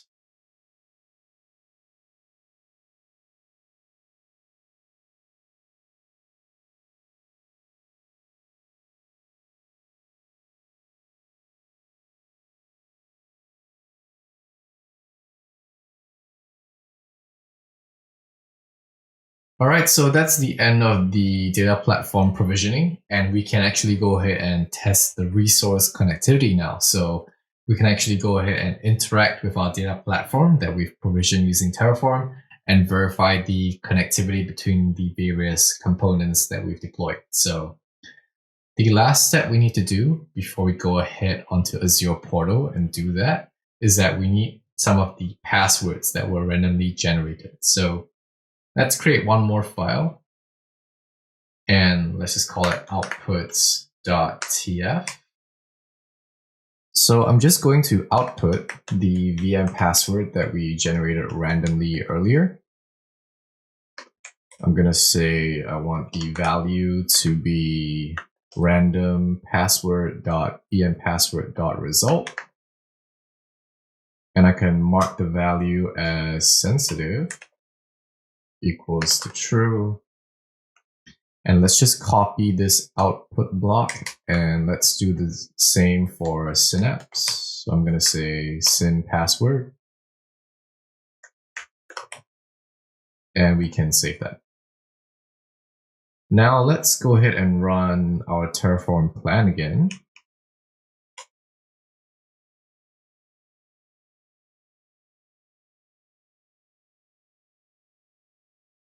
And let's do a Terraform apply. And you see that we've outputted 2 different values here, and Terraform has hidden them because they're sensitive values. Now, if I want to show these values, I can just do a Terraform output-json. And I'm just going to copy these values here and save them somewhere where nobody can find them. Now, for secret management, I do not recommend storing your secrets here in this manner. There are options out there like Vault, which is also another product from HashiCorp that does secret management. I do recommend you look into those if you are searching for a solution for the enterprise or for just managing secrets a bit more securely. But for the purposes of this demo, we're just going to go with this approach. So I'm going to copy this and I'm going to save it somewhere where I can find it later. All right, so let's go and check out the resources that we've deployed on our Azure portal. I'm going to go back to our tf state file here, and let's just go to our resource group. And I'm just going to check on the DNS zones that we created just now. So I'm going to open up the blob core DNS zone. And you realize that there is no DNS record here. So there was a problem with our code earlier. I'm going to go ahead and fix that. But let's check on the rest of the resources. So the rest of the resources look like they have been created correctly. I'm just going to check the development endpoint for Synapse. And also the dfs.core. So that's been created correctly. So it looks like there was something wrong with the blob.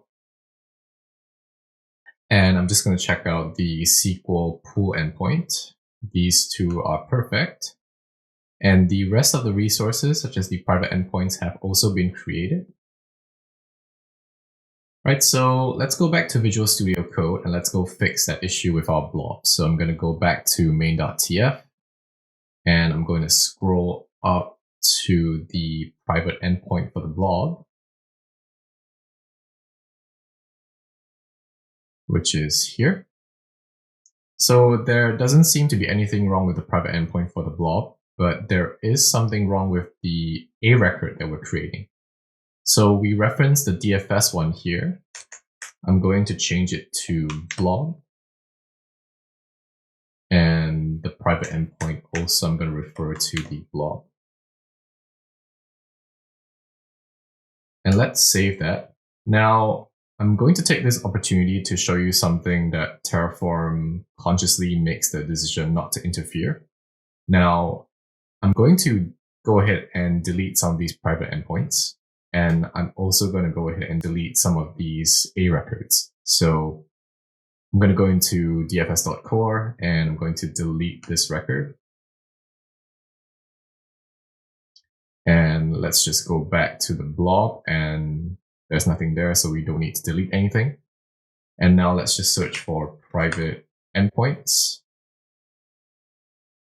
And let's delete these 2 for the storage account. So I'm going to delete these and say, yes, I want to delete these resources. And we're going to redeploy them using Terraform. Now, while these are being deleted, I'm just going to go and create a new storage account in my resource group manually. And we'll see how Terraform handles that, or whether Terraform even chooses to handle that scenario. So I'm going to create a storage account in my npm subscription. I'm going to create it in this resource group. Let's just call it test stadls tf state. The region, I'm going to pick Southeast Asia. Redundancy can be local. It's just a test account. Let's leave all of these as it is. And let's just go ahead and create the resource.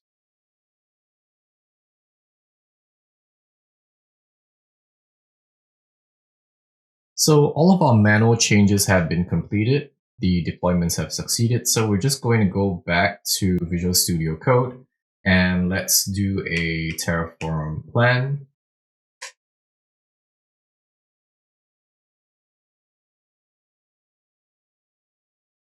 And you see that Terraform is only adding 4 resources. So the storage account that we created, Terraform chooses not to interfere with it because we didn't specify it in our Terraform file. So there is no trace of that resource in TF state. And Terraform makes a conscious decision not to mess with any infrastructure that hasn't already been predefined. So if you have manual configurations that your team makes, just know that you might have to restrict their permission so that they don't go ahead and create rogue resources in your resource group that you can't control. So there is that consideration there. And you can restrict access if you don't want that to happen. But for resources that have been already predefined, Terraform can actually detect that they have been deleted by somebody in the resource group, and it will go ahead and try to synchronize the states between the TF state file and what is in the resource group. So it's going to go ahead and recreate my 2 private endpoints. And it's also going to go ahead and recreate the 2 A records that I deleted. All right, so the zone names look correct. And let's just go ahead and do a Terraform apply.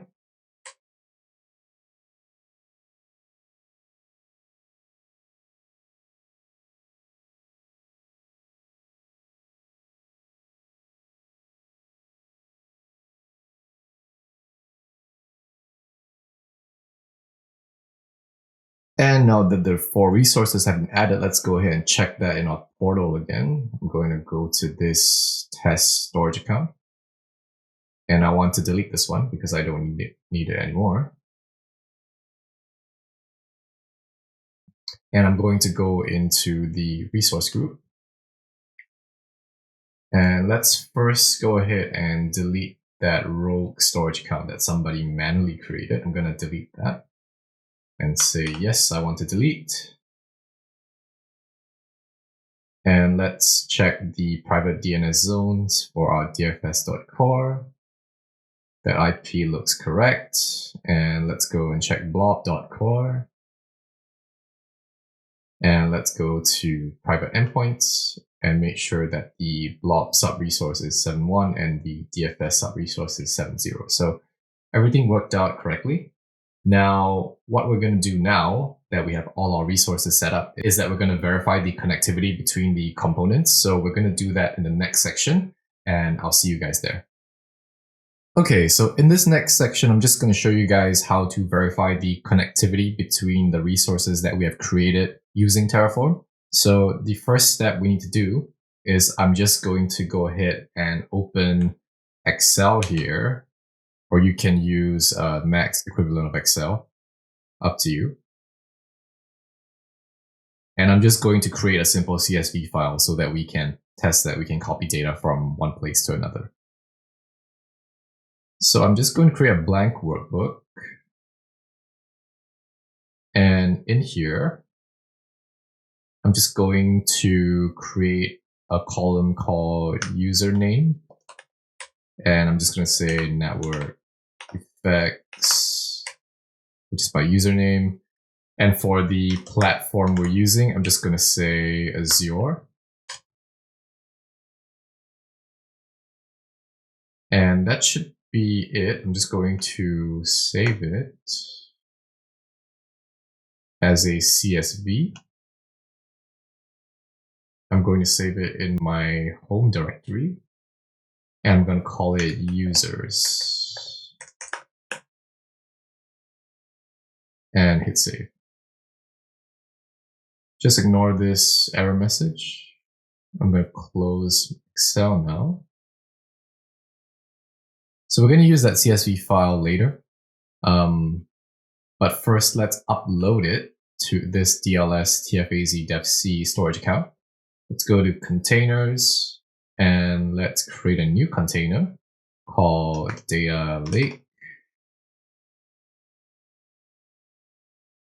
And inside data lake, we want to upload our CSV file. So let's go to the home directory and double click on CSV and click upload.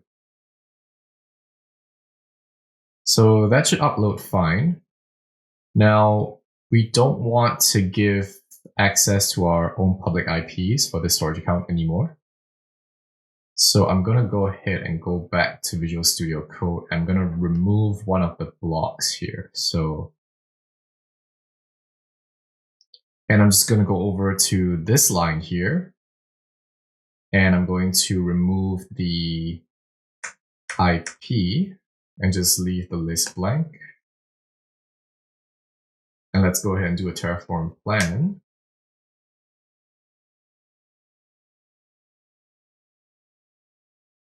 And that should remove the IP. So let's just apply that change. I'm just going to type out Terraform apply env/devplan. And that will remove the whitelist of my IP. All right, so let's go back and let's check on the networking section of our storage account. And you see that our client IP is no longer there. So let's go back to our containers and see whether we can actually view the data. So I'm going to go into data lake, and it's going to tell me I'm not authorized to perform this operation. So as of now, we can only access our resources from within the network. So we're going to have to use the Bastion host to connect to the management VM and connect to the resources that way. So let's go back to our resource group and let's look for our management VM. It's going to be this one. And let's just connect using our Bastion host. So I'm going to key in the username, which is going to be my project code, followed by the dev and the VM admin. And the password, you can just copy it from the output that we showed earlier. So I'm going to copy the password and paste it in and click connect. And it's going to open up a new window for the Bastion.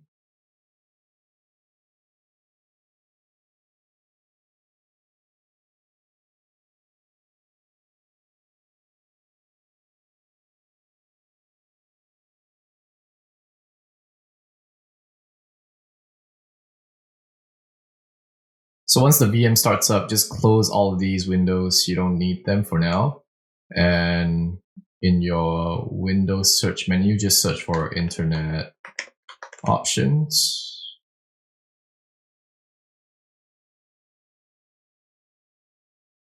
And open Internet Options.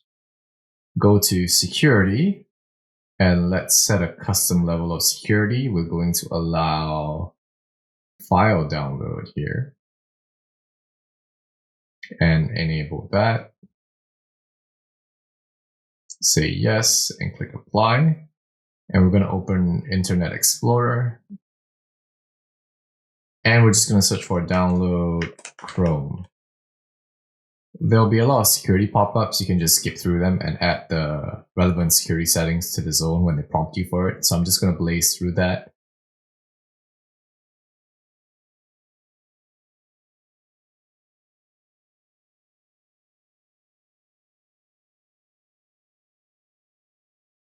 I'm going to download Google Chrome. Again, it's going to prompt me for the security settings. Just add it to the zone so we can actually download Chrome.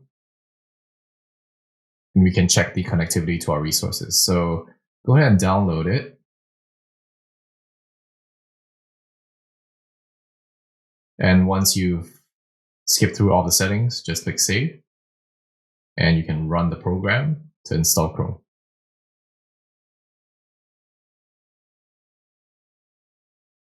So while Chrome installs, let's just go back and check the connectivity to Synapse. So I'm going to search for Synapse here. And let's see if we can actually connect to Synapse. So I'm going to open Synapse Studio. And it should tell me I don't have the permission to because I am coming from an IP that is outside of the virtual network. So it is failing to load some resources. It's giving me a 403, and that's because I'm accessing from a network that is not whitelisted. So you should see that when we open up Chrome here, and it's already fired up. I'm going to just unpin Internet Explorer. We don't need that. I'm going to pin Chrome. And let's just go to the Azure portal. That's portal.azure.com. And log in with your credentials.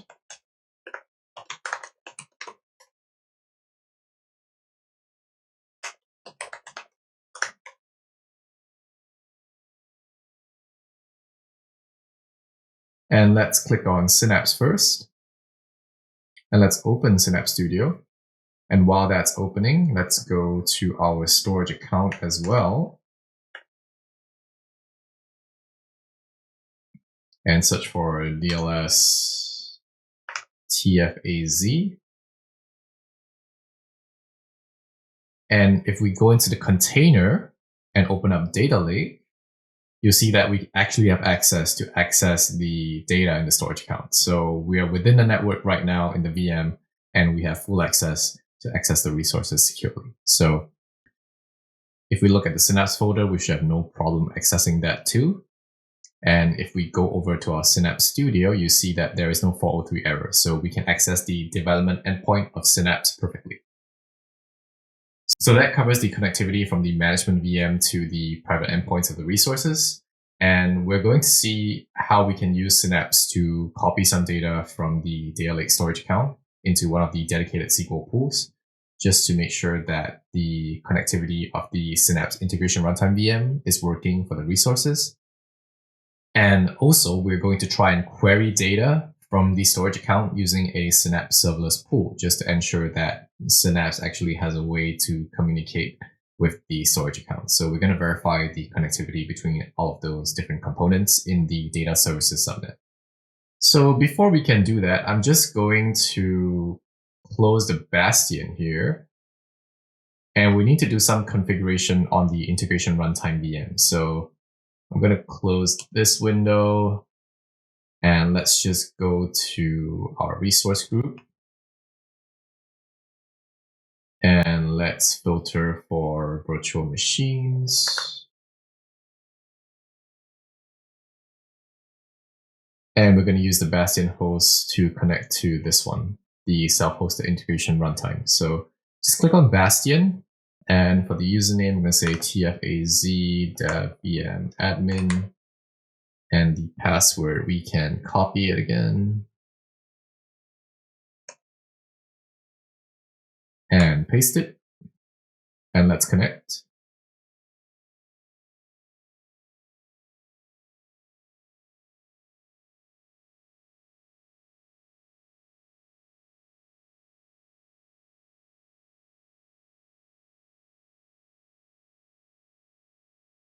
So I'm just going to quickly repeat all of the steps on the management VM on this one.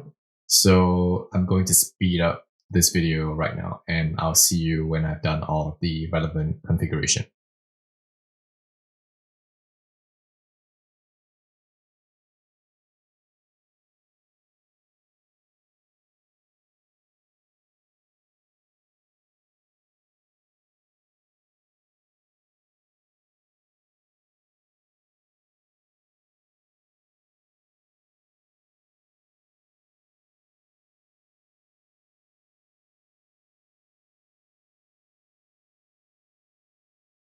So Chrome is finally installed. I'm going to go to the Azure portal here.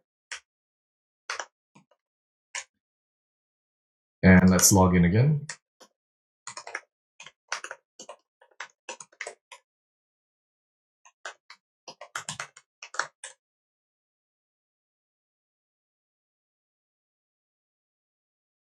And let's just go to Synapse Analytics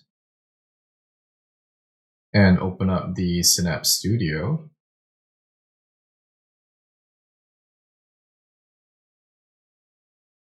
And in here, go down to the Manage tab here and click on Integration Runtimes. So we're going to create a self-hosted integration runtime because the auto-resolve one is a Azure hosted machine that can't connect within our virtual network to the Data Lake storage account to copy data. So we're going to create a new one, and I'm going to say I want a self-hosted one.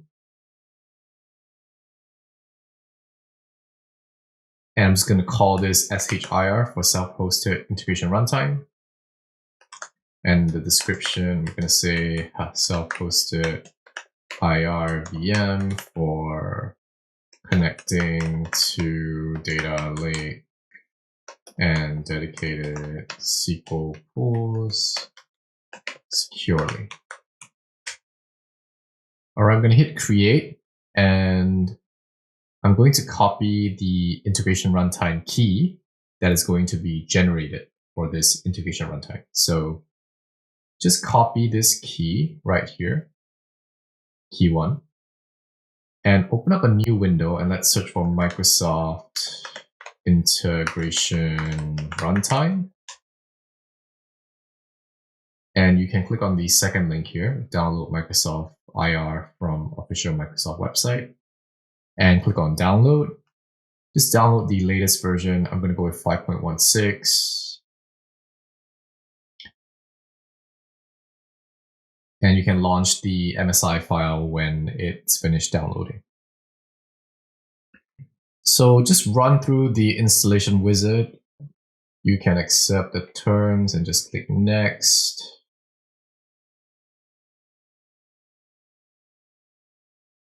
And once it's finished downloading and installing, just click finish, and let's just search for Microsoft Integration Runtime. Oh, it already showed up here, so let's just click on that. And just paste in your authentication key, which is the IR key that you copied just now, and hit register. Now the VM is now connected as a node to the self-hosted integration runtime, so we can use this VM to do data ingestion activities. So let's just click finish, and we're going to pin this. And let's go ahead and wait for this to set up. And once it's done, just close this window. We don't need it anymore. And if you go back to Synapse, and let's just do a refresh, you'll see that the shir is running now. And if we click on it, and we click on the nodes, you'll see that it does reference that VM that we just registered. All right, so we can now test the connectivity using this integration runtime to copy some data from the data lake over to a dedicated SQL pool. So let's just go ahead and set up the link services. So we have a default one here for Synapse dedicated pools. I'm just going to copy this. And I'm going to create a new link service called Azure Synapse. And I'm going to call it DDT pool. Let's enter the domain name that was in the default link service. And the database name, I want to call it DDT pool. The authentication type, we can use manage identity so that the Azure Synapse workspace actually uses its system assigned manage identity to connect to the dedicated SQL pool. So we can go ahead and test the connection. And the connection failed. Let's see why. And it says that the integration runtime cannot access the server. So let's go and take a look at our integration runtime. You'll see that we're using the auto resolve. So let's change that to shir so that it can connect to dedicated pools, private endpoints. So let's just test the connection again. And that's successful. So let's create it. And the second connection we need to create is a connection to the data lake storage account.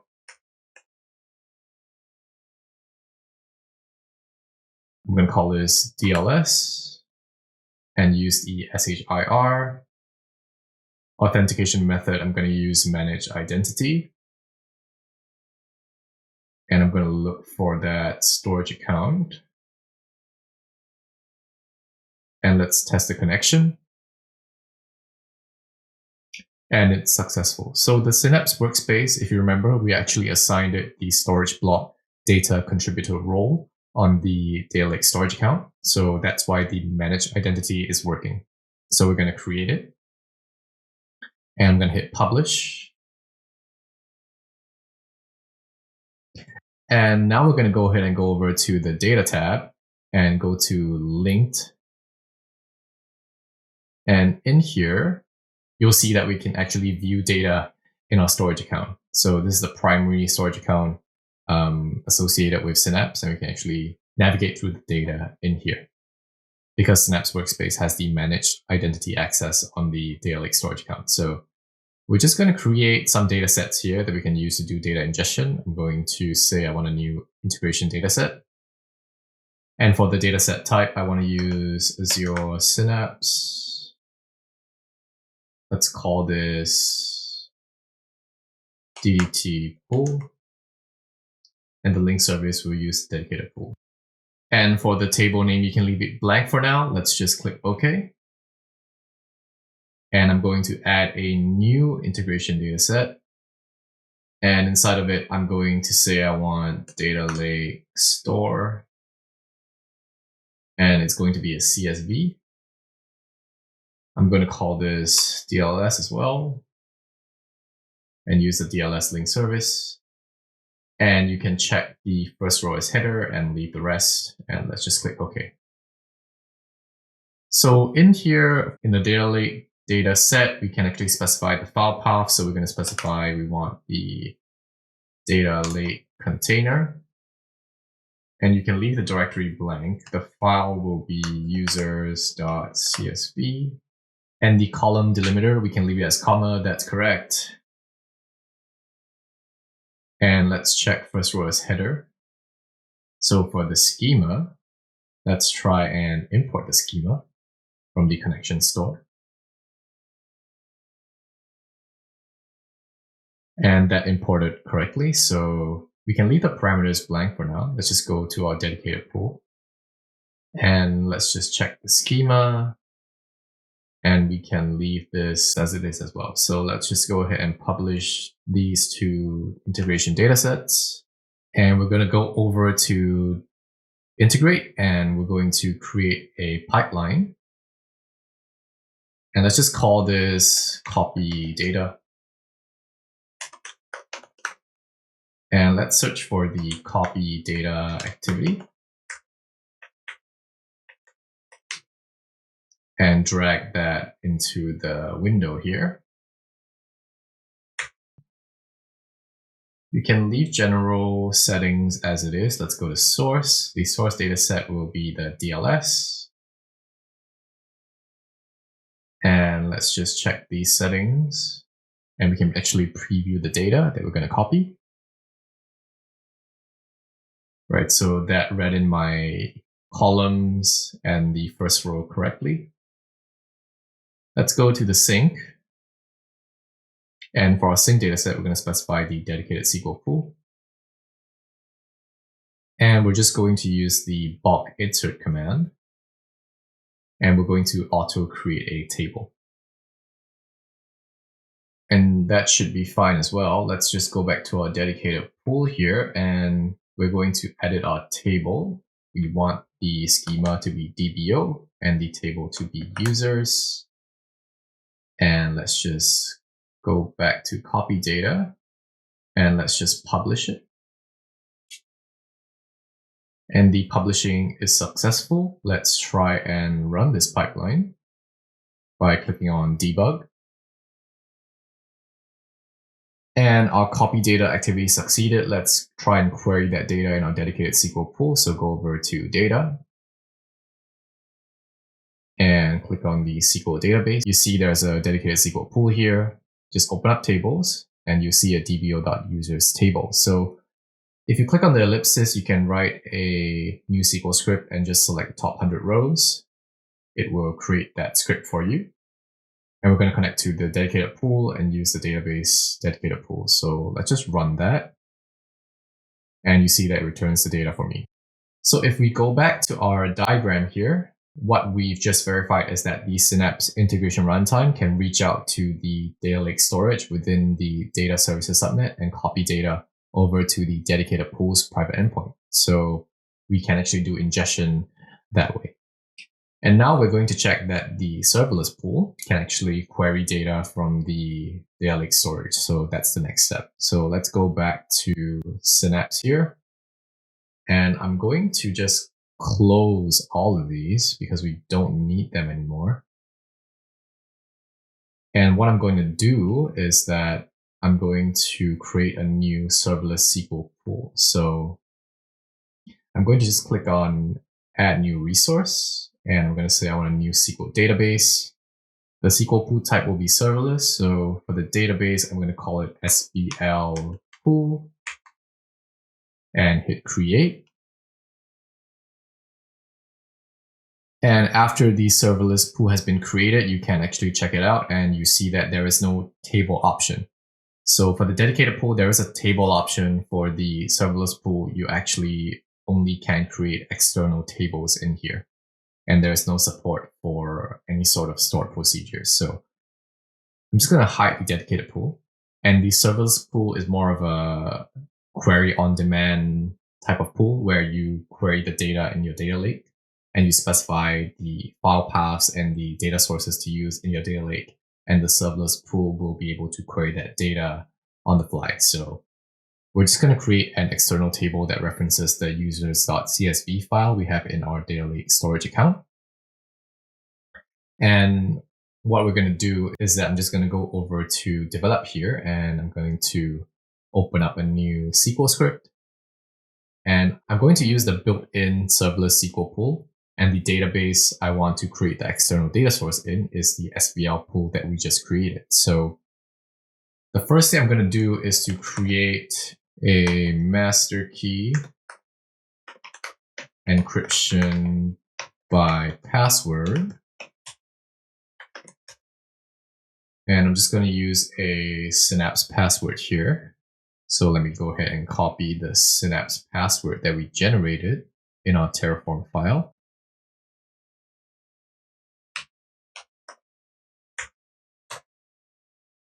And I'm going to change these double quotes to single quotes because it's T-SQL. And the next thing I'm going to do after I run this go command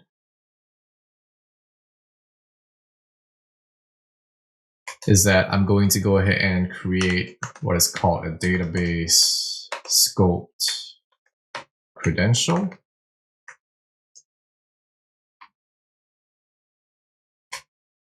I'm going to call this credential the workspace identity with identity equals to the workspace's managed identity.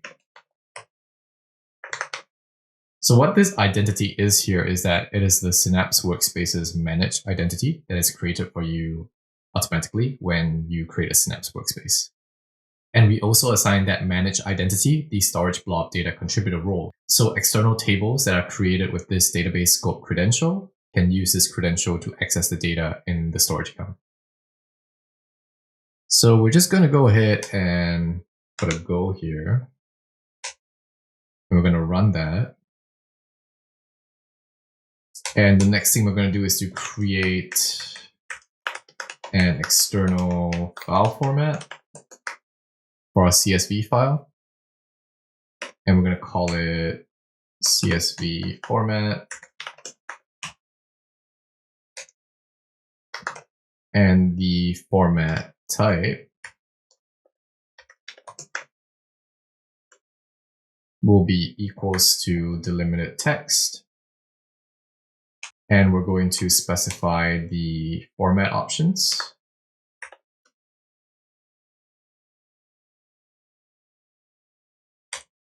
The first thing we're going to specify is the field terminator. So we're going to set that to comma because it's comma separated. And we're going to say string delimiter equals to double quotes. And the first row is actually the second row. And use type default equals to false.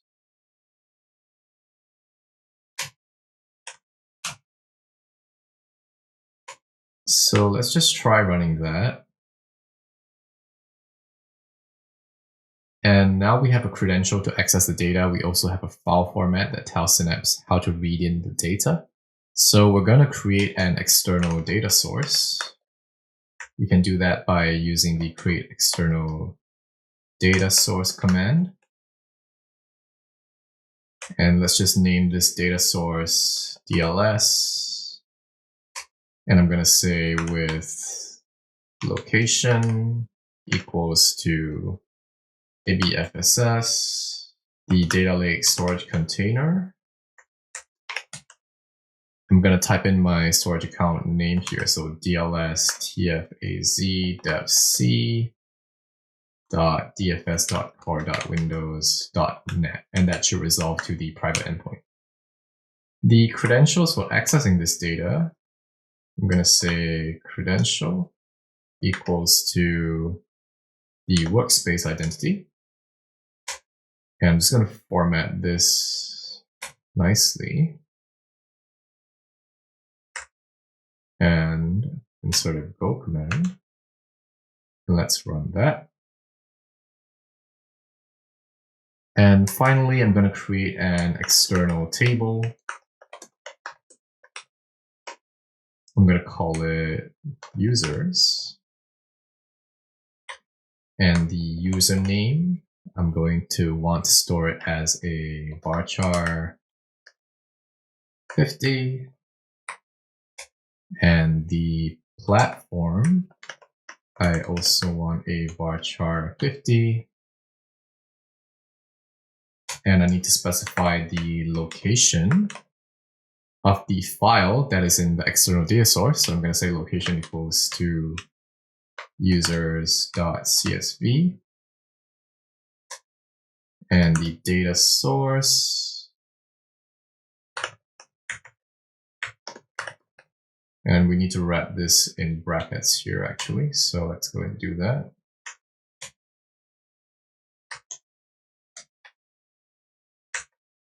Data underscore source equals to DLS.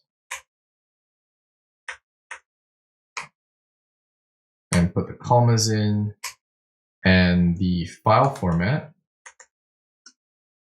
will be equals to CSV format.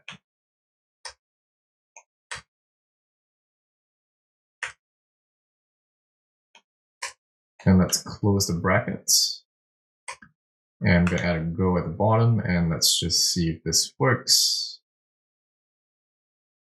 And the query executed successfully. So let's try selecting from this table. I'm going to just do a select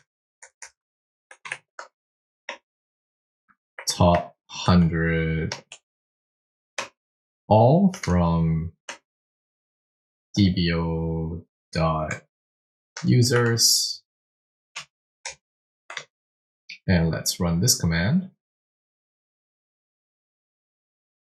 And you see that the results were returned successfully. So everything we just did was to create an external data source using the correct credentials to access the data source. And we also created an external table that references a path in that external data source. And we also have to specify the file format of that data. So that's how serverless pools work. And they can be quite useful when you want to keep all your data in your storage account without copying it over to the dedicated pool. So you can actually see that data in your serverless pool. If you go to external tables, you see the users table here. And in the resources, you can actually see all of your external data sources and file formats. All right, so that's all of the connectivity that we had to verify. So I'm just going to go ahead and destroy the entire resource group now. I'm going to wipe it out. And in the next section, let's try and spin up the production resource group. And let's see what happens when we try to do it all in one go. Because we have all of the code, let's try spinning up the entire production resource group. And let's see whether it works. All right, so I'm going to close the Bastion here. And let's just go to Terraform. And what we want to do now is to apply the same plan, but add a destroy argument at the end.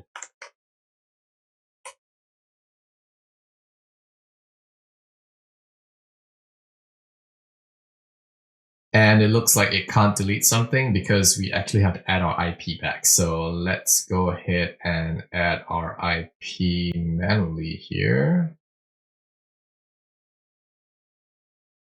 So let's search for the storage account, and I'm going to go to networking and add your client IP, click save. And once it's saved successfully, just run the destroy command again in VS Code.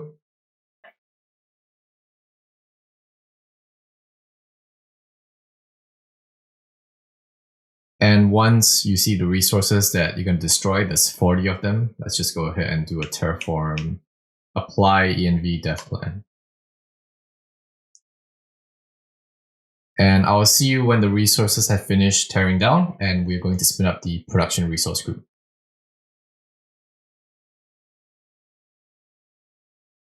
So welcome to this next section where we're going to spin up our production infrastructure using the resources that we've already specified in our TF files. So I'm just going to open up a terminal here, and I'm going to make sure that I'm in the right Terraform workspace. So I'm going to do Terraform workspace show. So I'm in dev right now. I want to be in the production workspace. So I'm going to do Terraform workspace select PRD. And now I'm in the production workspace. So what I'm going to do next is I'm just going to do a Terraform plan. I'm going to specify the production plan. And I'm going to inject the var file equals to env/prd.tfvars. And it's going to tell me it's going to add 42 resources. So let's do a apply, and let's see whether these 42 resources will get created and how long it takes for the resources to get created. Now, I do not recommend that you do this on your computer, because what is most likely going to happen is that Terraform will run for a very long time and it won't finish providing the resources. And the reasons for that is most likely that there are too many running routines in the background when you spin up all this infrastructure at once. So the Terraform engine is just unable to handle it. So I'm going to run it, and let's see if it succeeds. Or if it doesn't succeed, how long does it run for? So I'm going to do a Terraform apply prd-plan.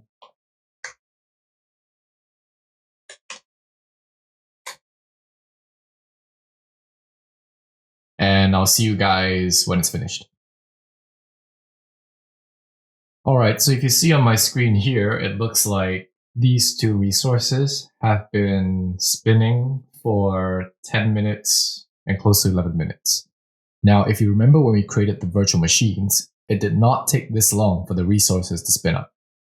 So there is a problem when you spin up all of this infrastructure at once.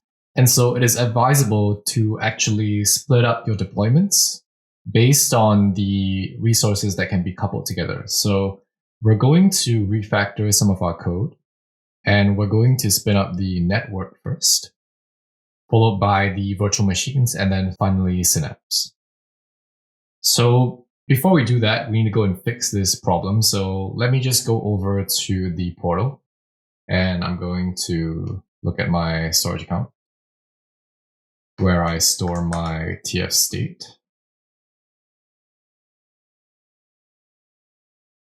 And I actually need to go and do something here manually. I need to go into my container, and I need to go and delete the state file. So let's go into tfvars, and we need to delete this resources state file. So what I'm going to do is just to click on it, and you see that there is a lease on the TF state file, which means that something is interacting with it, which is our Terraform that's running in the background. I'm going to break the lease manually. And what I'm going to do is I'm going to delete this tf state file because it's going to be broken. So I'm going to delete it. And let's just delete the blob snapshots. And let's come back here and let's terminate this Terraform terminal. And what we're going to do is we're going to open up the terminal again. And let's do a Terraform init. So it tells me that the selected workspace prod does not exist. So I'm going to just switch to the default workspace. And I'm going to recreate the production workspace.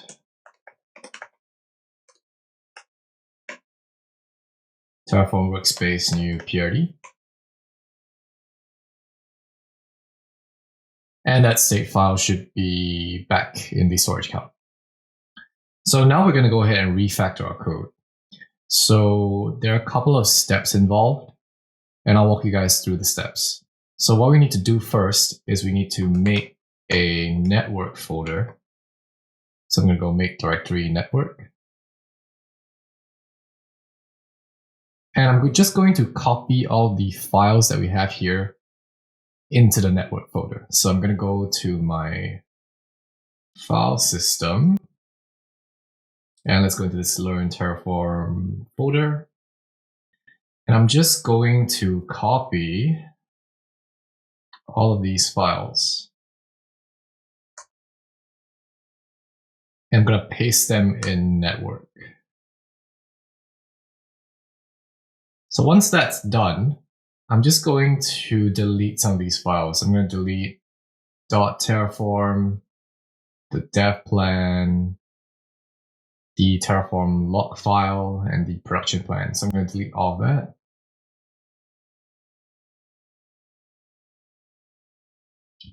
And let's go inside this network folder. So we have the exact same structure. I'm just going to delete the production plan here because we don't need that.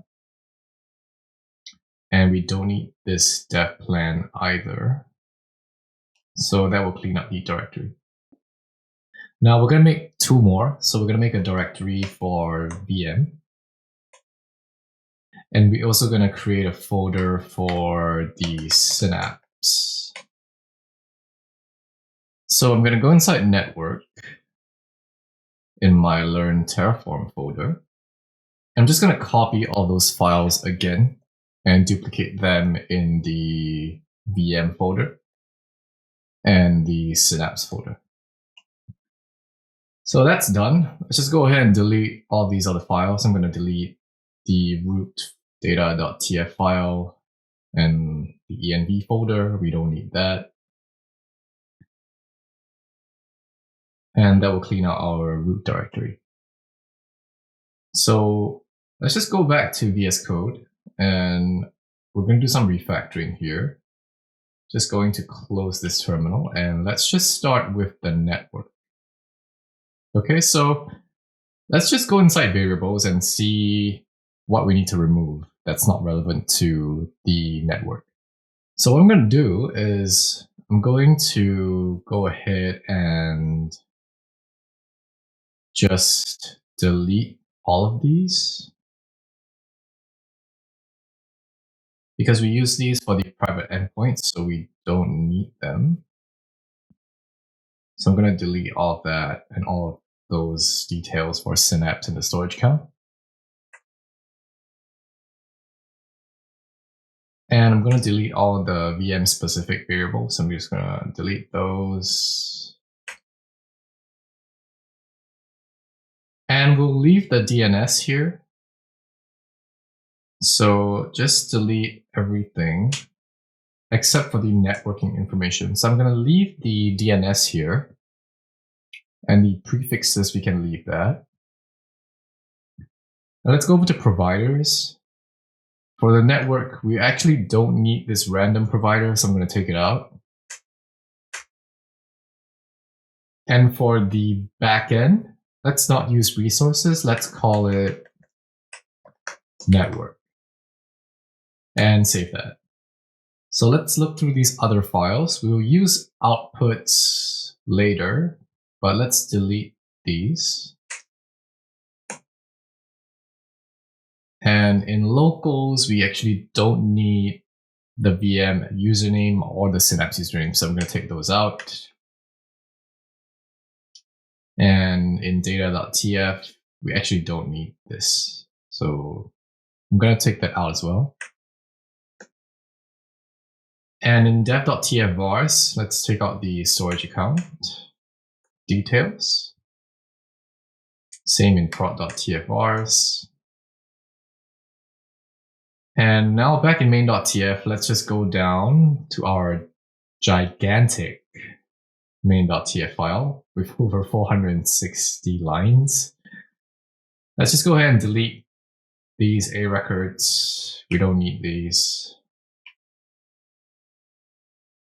So all of the private endpoints, just take them out.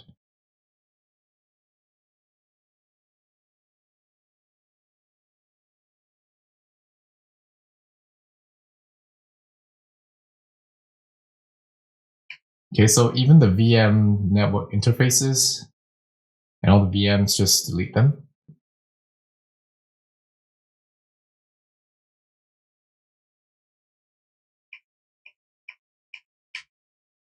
And we'll leave the Bastion because that can go up together with the network. That shouldn't be an issue. So let's leave the Bastion. And let's just do a check. So all of these are related to our network. Even the DNS zones, the network security groups, subnet information, and that should be fine. So just going to go through these files again.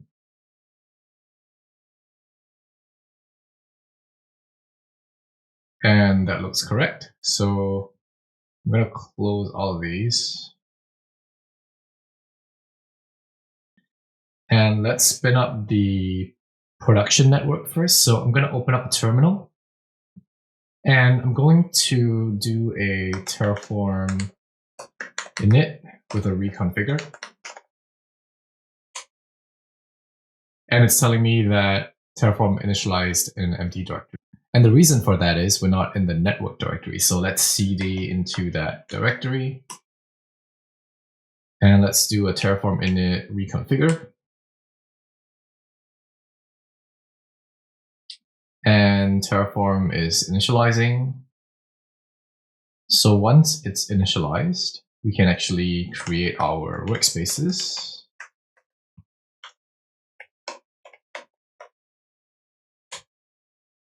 So that's the dev workspace, and we can also do one for PRD.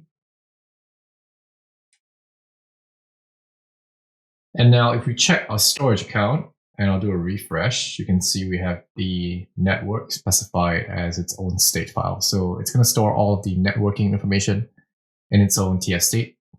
And when we create the virtual machines and the Synapse, it's going to have its own TF state to store those resources. So before we spin up the production network, we need to also go and delete the resource group that was created. So I'm going to delete this one. I'm actually going to go into it. And I'm going to say, I want to delete the resource group. And I'll key in the resource group name and say delete. So once that's done, I'm going to go back to VS Code and we're going to spin up our production network. So it looks like the resources have finished being deleted. I'm going to go and check on the resource group to make sure that's gone as well. So I'm going to refresh. And the PRD resource group is gone. So I'm just going to go back to VS Code and going to do a Terraform plan. And I'm going to do the out file goes to env/prod plan. And I'm going to inject the var file. And let's see if this works.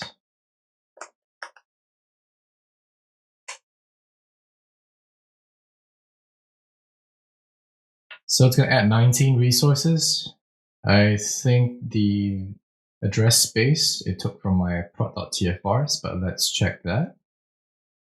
So it is the 1.0, so that's taking from my prod.tfvars. So it injected the var file correctly. So I'm just going to do a Terraform apply env/prod_plan, and let's execute that. So when the network finishes spinning up, we can actually go ahead and cd into our VM directory and deploy the VMs. So while this runs, I'm just going to keep it running in the background, but let's go over to our VM folder. So I'm going to close the network one. And let's just do the same thing. Let's just remove everything that's not related to the VMs. So I'm going to go inside variables and I'm going to delete all of these. So we don't need the DNS. We just need the VM sizes. So those are important. And we don't need the storage accounts. So I'm going to delete all of these. And let's check the dev.tfvars. We don't need this. So let's take it out. For data.tf, we don't need this one. And we need the VM username. So I'm going to keep the locals, but we'll take out the Synapse username. Now in outputs, let's just output the VM password. And in providers, we will need that random provider. So I'm going to keep that. But we will change the backend. So in the backend, the key will be tfvars/VM. And in main.tf, we're just going to remove everything related to the resource group or the network. So I'm going to go ahead and delete all of these.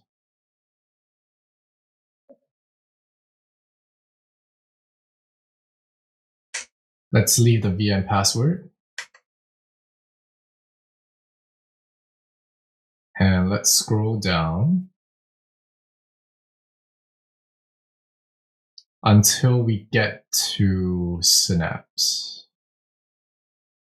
Okay, so the storage count is here. I'm going to delete that.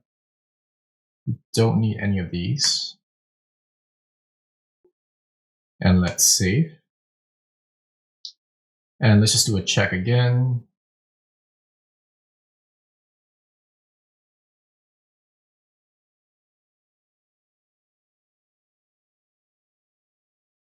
And that looks correct.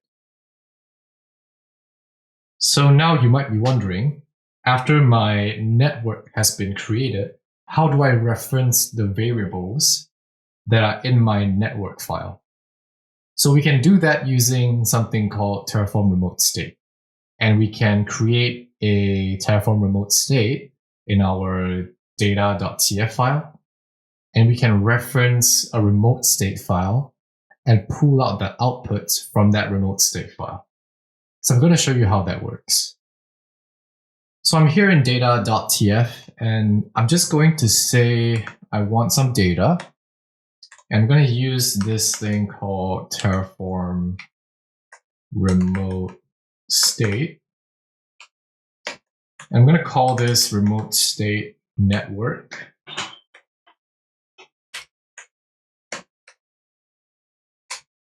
And the backend, I want it to be from Azure RM. The workspace will be terraform.workspace, so that it references the outputs from the production workspace. And we're going to specify the config. So there'll be a map, and the resource group will be equals to rg-tf state.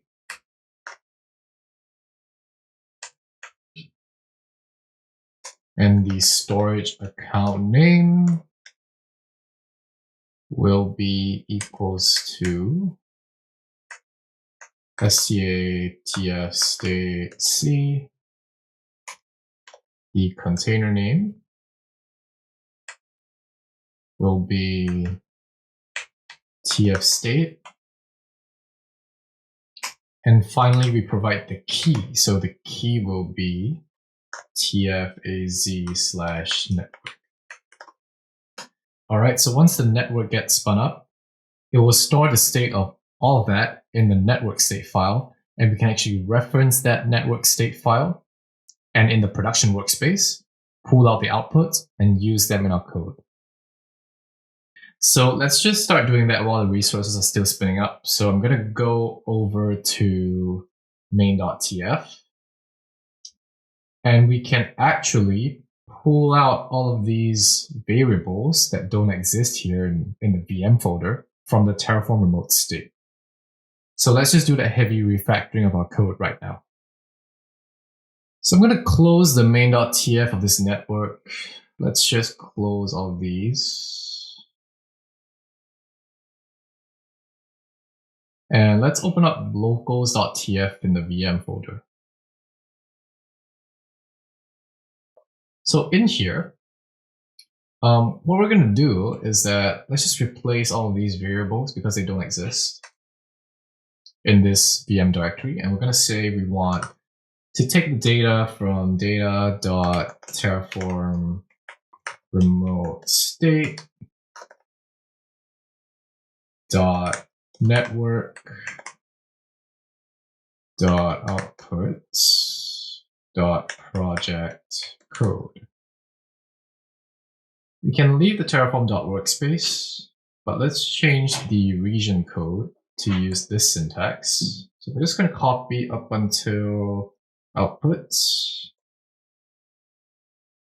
And I'm going to paste that.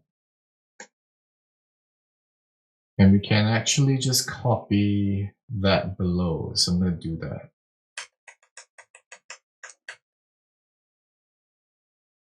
And let's copy this.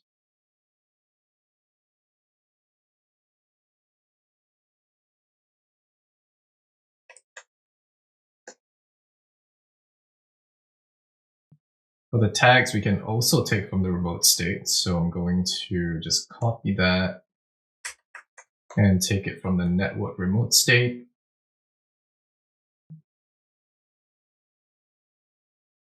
And finally, the project code, I'm going to take from the remote state as well.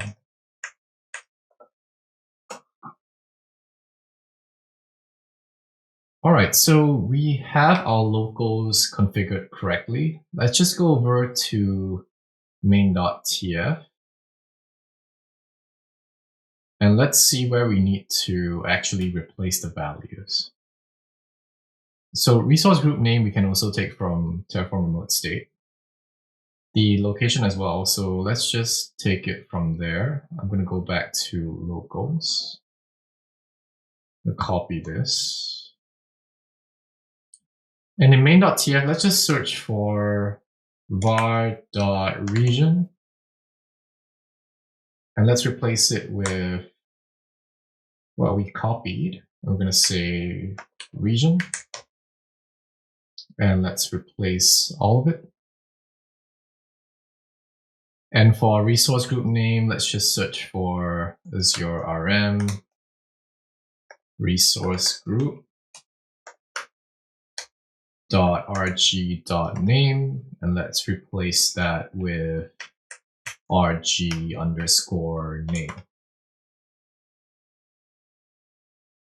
So it looks like the rest of the variables are here in the VM directory, so we don't need to reference that from remote state. The network interface doesn't have anything else except for the tag, so let's go and replace that too. So I'm gonna search for local.tags, and I'm going to use the tags from the remote state. So let's just replace.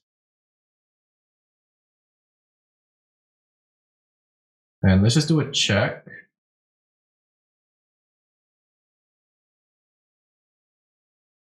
So there are some other things that we need to reference from remote state. So these subnet IDs, we also need to take from remote state. So let's just also do that. Let's do Azure RM subnet.snet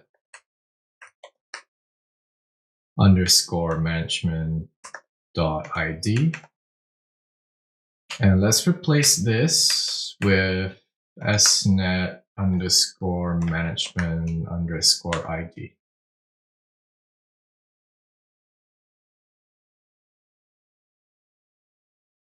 All right, so I think that is all. And let's just go back to our locals file. So I actually changed the tags that we referenced from local. So we actually didn't need to do that because we're already referencing the remote state here. So let's just go back and let's change that back. So I'm gonna copy this. I'm gonna replace it with local.tags again. And let's save that. So our VM files are looking good now. Let's just close this replace window here. And we need a way to actually get the network resource tf state file to output the variables that we're using. So I'm going to go back to network. I'm going to close this. And let's go back to network and let's go to outputs. And in our outputs.tf, let's just specify some outputs. So I'm going to output project code. And the value will be var.project code because that variable exists in network, but it doesn't exist in VM, which is why we're referencing it from a remote state. Let's copy this and let's just paste it 4 times. Region code is next. So let's just replace that. And we also need to output the region.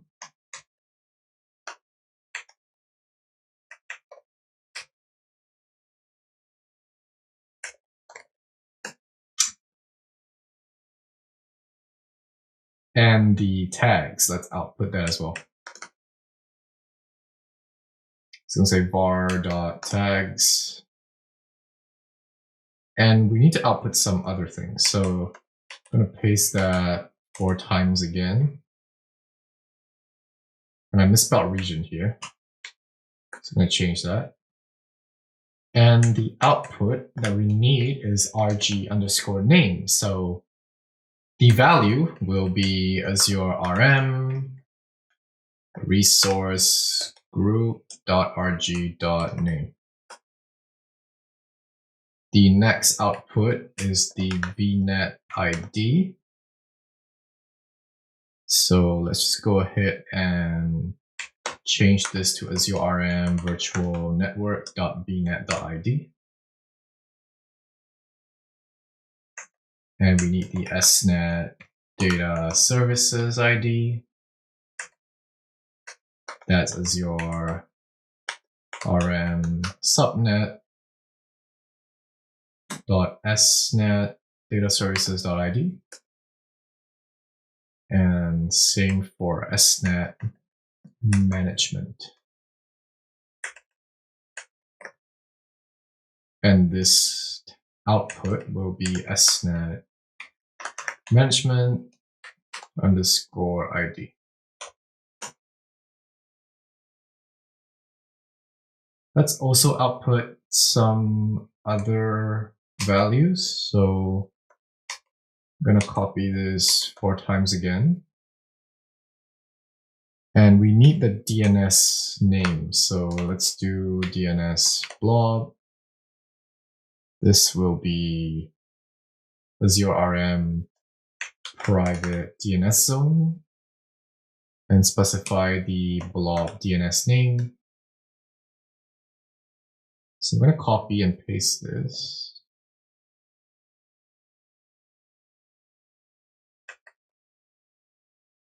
And the second one will be DFS. And this will be DFS. And the third output will be synpool.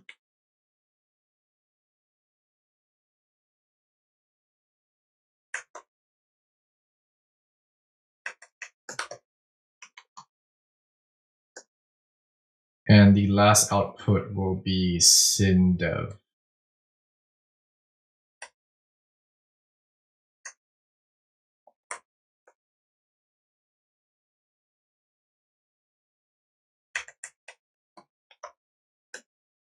All right, so we have our outputs here. Let's go ahead and in our network folder, let's run the plan again. And I'm going to apply the plan now.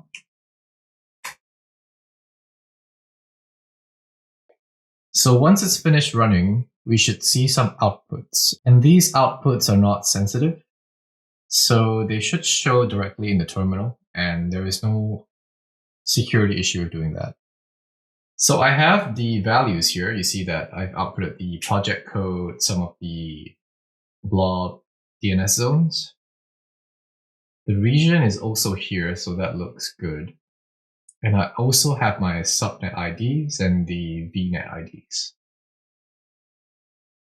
So let's cd into our VM folder. Just going to do a dot to cd out of the network directory into the root. I'm going to cd into VM. So in here, we actually also need to initialize Terraform. So we're going to do a Terraform init.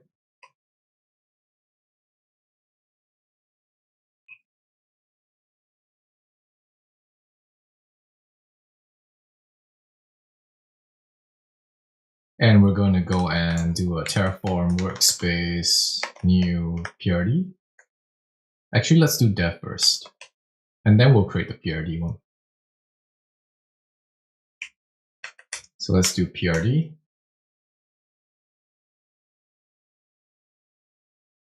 And let's just check that that actually executed correctly. So I'm going to go to tf state and go to the storage account. And let's look in containers.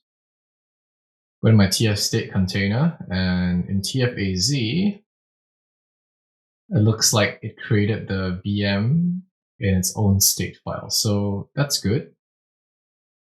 Now let's see if we do a Terraform plan whether it can reference the Terraform remote state for the network production tf state file. So let's do a Terraform plan and specify the out location to be PRD plan, and let's inject the var file as well.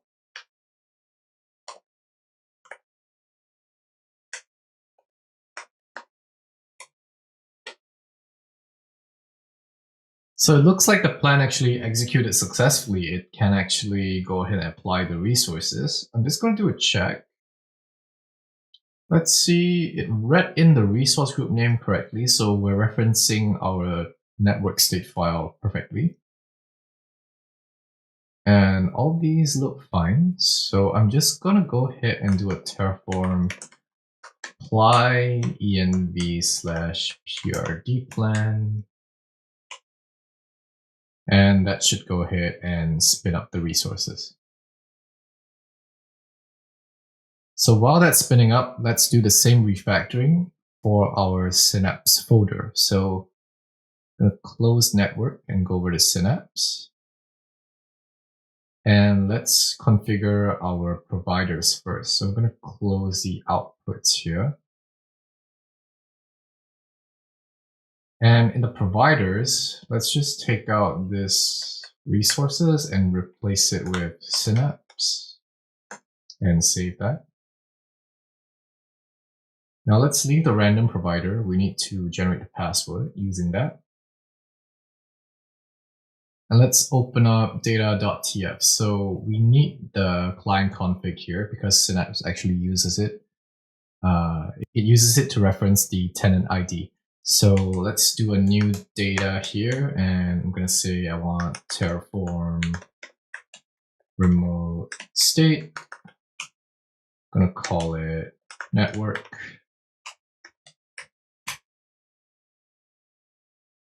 And let's just copy it from VM. So let's go into VM, and let's just copy all of this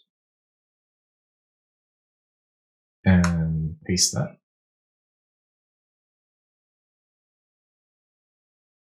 So that's perfect. Let's leave that. And we can actually go ahead into locals and take out the VM username. And let's just copy some of this from the VM locals. So I'm going to open up the VM locals TF file here. And I'm going to copy the first 3 lines. So I'm going to copy that and paste it here.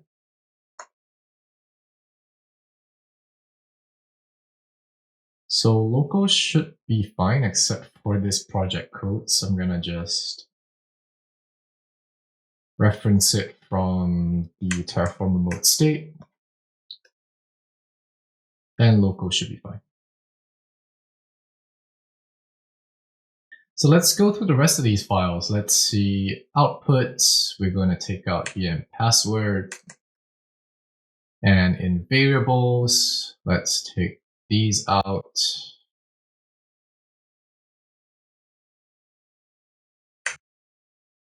And leave the storage account variables and also the Synapse variables.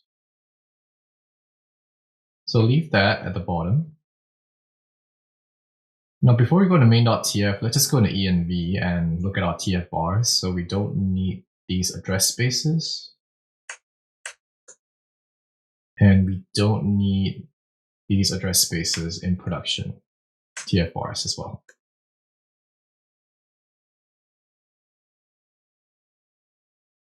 So I'm going to go to main.tf now. And I'm going to take all of these out because we don't need them. So I'm going to find the point where we finish creating the VMs, which is somewhere around here.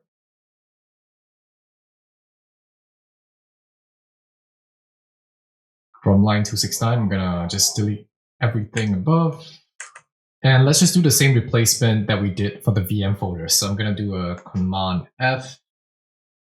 And let's search for Azure RM resource group .rg.name.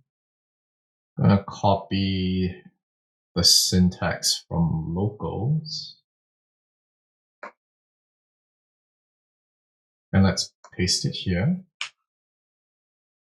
And for the outputs, this will be rg_name. And for var.region, this will be region. And let's see what else we need to replace. So I'm just going to go through these.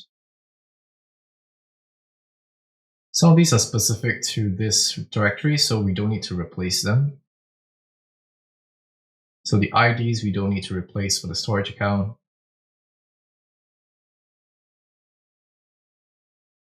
The local is specific to this directory.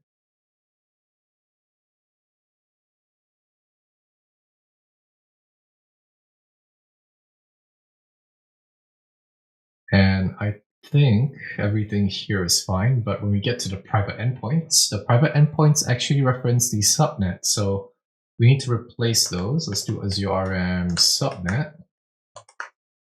.snet data service.id. And this will be snet_data service_id. And let's do the same for snet mgmt. There are no results here, so we don't need to replace it. That's fine. So let's go down some more. Sub resource names are specified in this variables file in this directory, so we don't need to change them. But we do need to change the DNS zone, so let's go ahead and do that.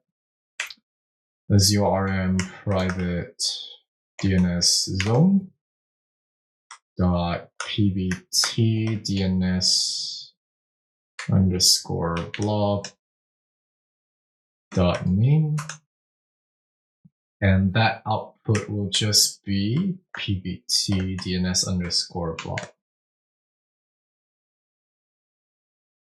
And let's do the same for the other DNS zone. So I'm going to do DFS. And I'm going to do syn pool.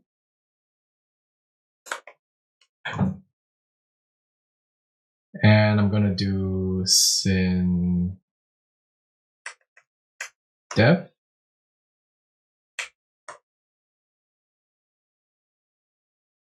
And let's just do a check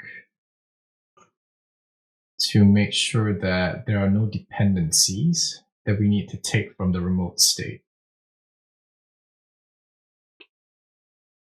So I think that is it. Let's just close this window here, save our main.tf. And I'm going to just cd out of the VM directory. And I'm going to cd into Synapse. So over here, we also need to go ahead and initialize Terraform. So let's do a Terraform init.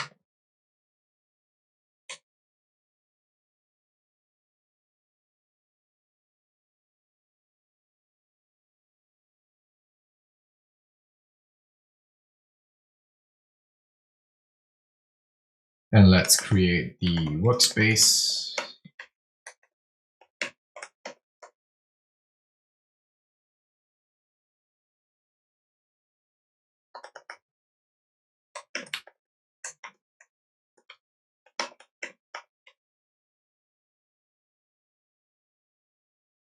And let's just check that we did that correctly by refreshing our tf state container. And it's created the Synapse environment. So let's go back to VS Code and we're going to do a Terraform plan.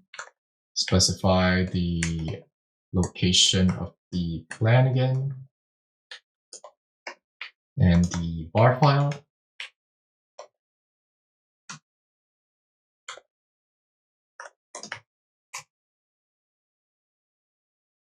And it's going to add 16 resources. Let's just go ahead and do that. So I'm going to apply plan.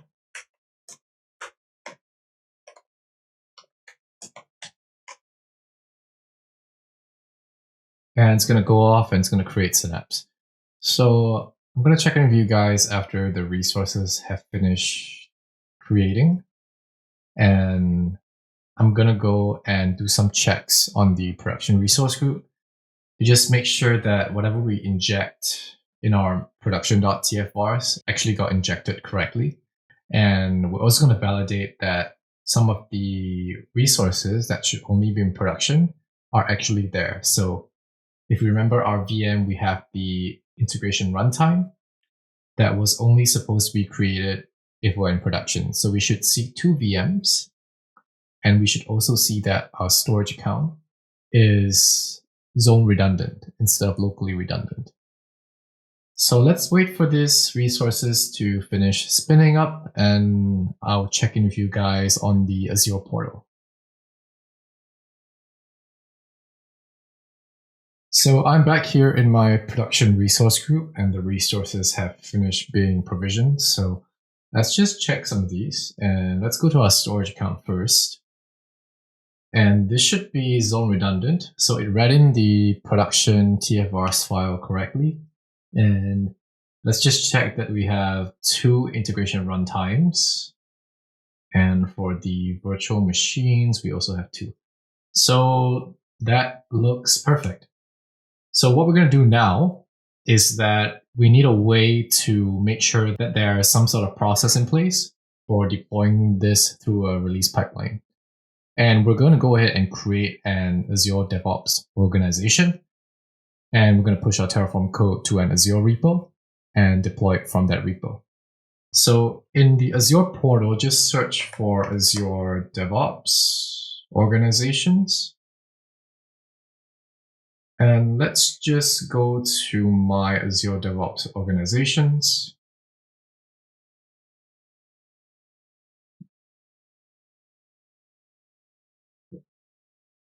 And I already have a few here, but I'm going to go and create a new one.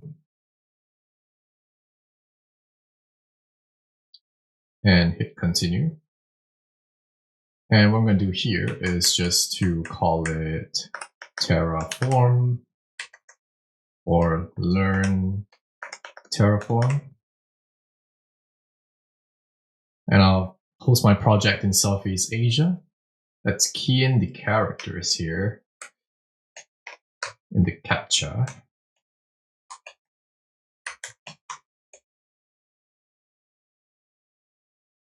And let's just go and create a project name. So we're just going to call it learn Terraform again. And I'll make this private and hit on create project. So in here, you see on the left-hand side, there's a couple of panes here. I'm just going to go into repos. So you see that we already have a learn Terraform default repo that's been created for us. So I'm just going to open up another window here for VS Code. And I'm going to actually go into my file system. And I'm going to rename this file folder here to _v2. And let's just open up a terminal in VS Code. So in the home directory, I'm just going to do a git clone. And let's just copy this URL here and paste it. And let's clone the repository. So it tells me I've cloned an empty repository. Now, note that if you're doing this for the first time, Azure DevOps will ask you to authenticate. So if it asks you for authentication, just generate the Git credentials here, and you should have the password to authenticate. All right, so if you're doing it for the first time, you might need to provide authentication details. So let's go back to VS Code. So let's actually cd the learn Terraform first, because that's where the .git file is. Let's just do a git fetch. And let's see whether it shows us the branch we're on. So it's not showing me the branch I'm on.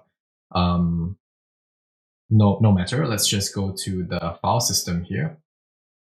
And I'm going to go ahead and copy my files here. I'm going to paste them in this repo. And let's just do a touch.gitignore. And we're going to edit that gitignore file. So I'm going to open this directory. I can do that by using code.-r. So that will reopen VS Code in that folder.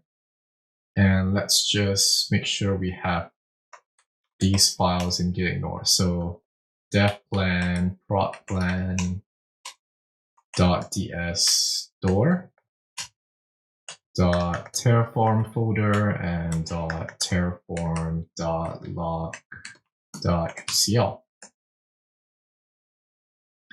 So I'm going to open up terminal again, and let's just see whether we can do a git add all of our files. I'm going to do a git status. And it looks like I'm going to push the main branch. So I'm going to do a git commit. I'm going to say Terraform. And let's do a git push to see if this works. So just push it to the main branch. Let's just go back to Azure DevOps and refresh the page. And I have my Terraform files here. So we have our files in our repo now. We can actually reference these files in our release pipeline. So let's just go ahead and create our release pipeline. I'm going to go into pipelines here, and let's go into releases. So this is where you can configure your release pipeline. Let's just create a new one. And you can start with an empty job. I'm just going to call this prd Terraform apply for the production application. And for this stage, I'm just going to say network plan. And let's just add an artifact. So for the Azure Repo, I'm going to say I want to take it from the Learn Terraform repo. And the default branch will be main. The alias, let's leave it as tf. And let's add it. So let's also set a continuous deployment trigger. So let's enable this one, which creates a release every time a git push occurs in the main branch. So let's add a branch filter and select main. And in the pre-deployment conditions, let's also add a deployment approval for ourselves. So I'm going to type in my username. The timeout, I'm going to select 1 day. And we can leave the rest and let's click save. I'm going to save it in a folder called production. And before we continue configuring the pipeline, let's just go back to our organization. I'm going to go to Azure DevOps, and over here, I'm going to go to organization settings, and I'm going to go to extensions, and I'm going to browse the marketplace for a Terraform extension. So just search for Terraform. And just install the first one. And you can just get it free.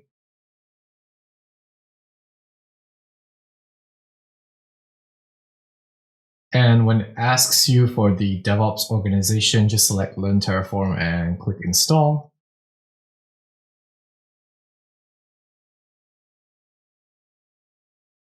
And you're all set. So let's close this window. And let's go back to our release pipeline. I'm going to click on this project.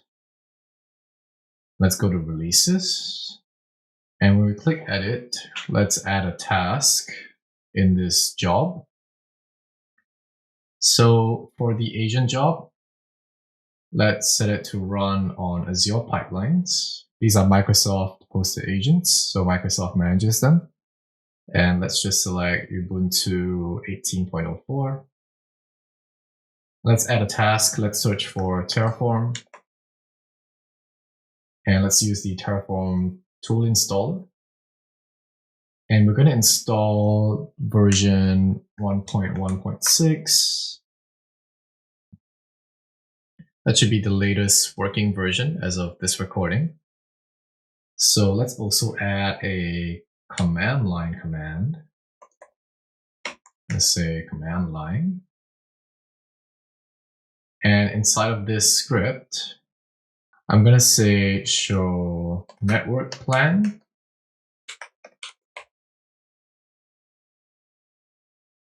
And I'm going to actually cd into the repo that's aliased by _tf and into the network folder.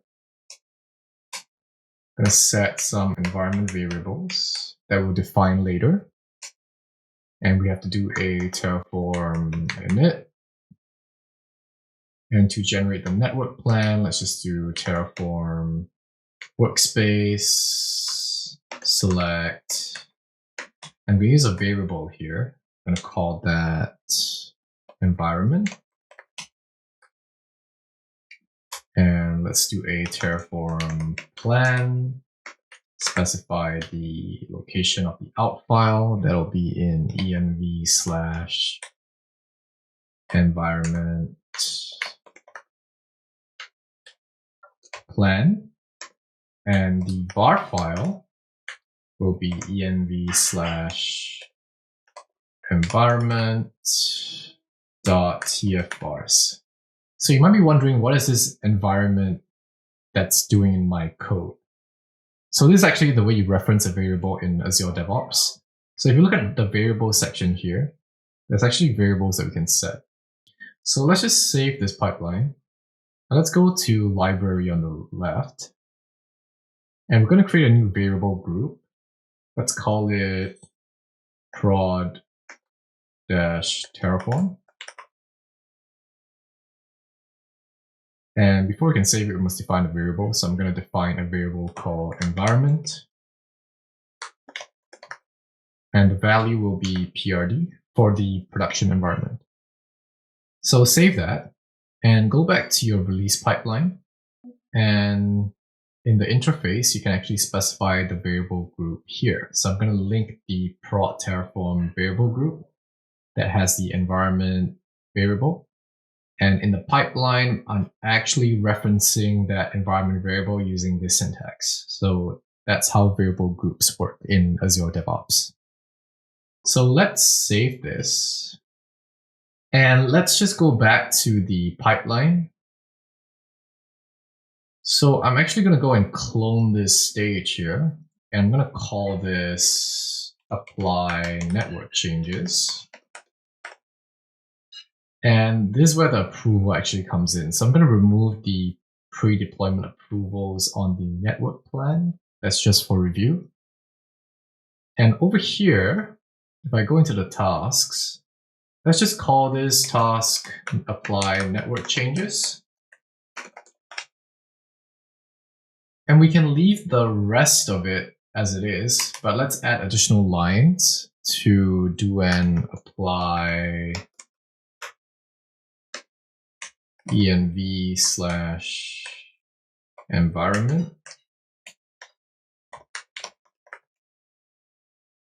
-plan, and that will apply the plan. So you notice there's a set E here for the environment variables, but we don't have any environment variables defined. Now we will need this for the Microsoft hosted agent and Terraform to authenticate to the tenant and the subscription that we're using to host our TF state files. And also to create the resources in our subscription. So we need some way for Terraform to actually authenticate to Azure. And we're going to do that using a service principal. So let's just save this pipeline and leave it here for now. And let's go over to the Azure portal and create our service principal. Okay, so let's head over to our portal again and let's search for app registrations. And we're going to register a new application. Let's call it Learn Terraform. And you can leave this as it is. The platform, let's select web and leave it blank and just click register. And now we have an app registration that our Terraform can use to authenticate to our Azure tenant and subscription. So let's go ahead and create a secret. And let's create a new client secret. We can call this secret. I'm going to leave this as 6 months, but you can set it to be longer than 6 months if you want. And let's add it. Now copy the secret value. You only can see it one time and then it'll disappear forever. So just copy that and put it somewhere where you can easily find it.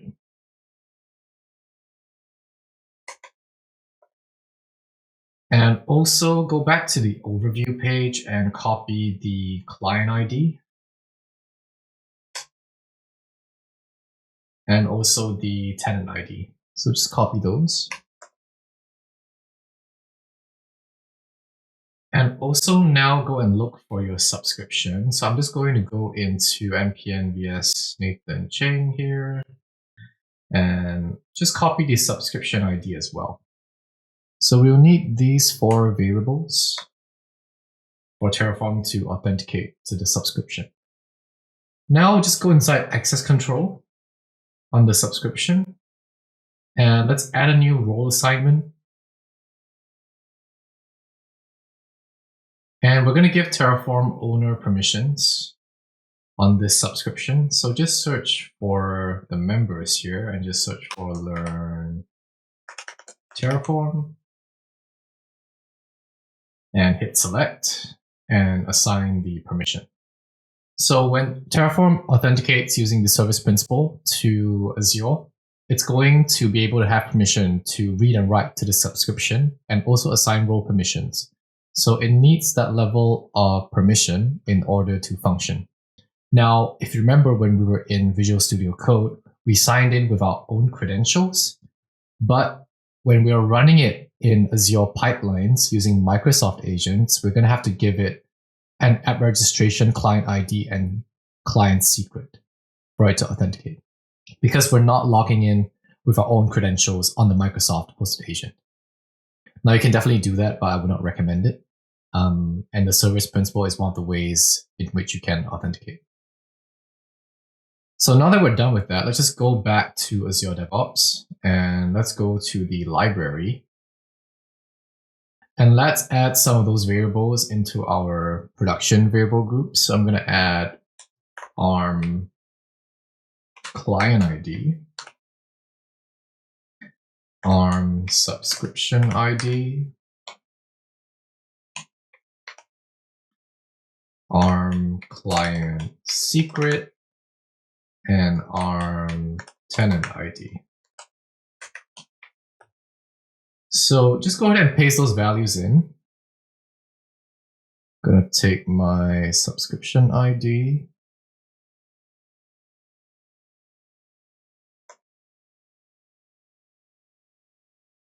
my tenant ID,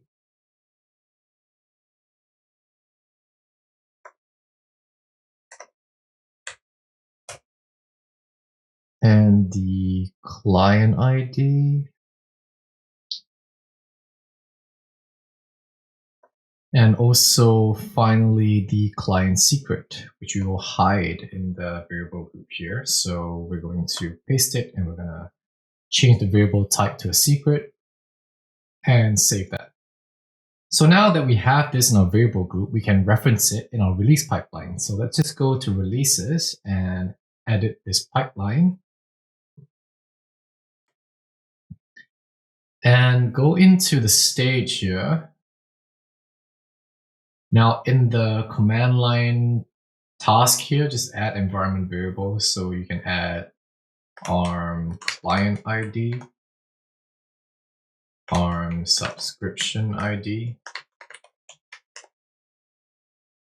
ARM client secret, and ARM tenant ID. So just copy this and use the syntax to reference variables. And do the same for the other values.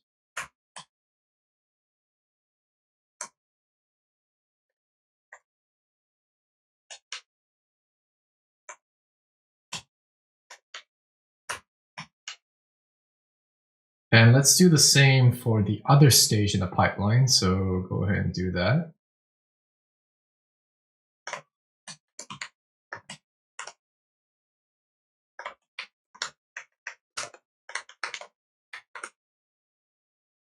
ARM client secret and tenant ID.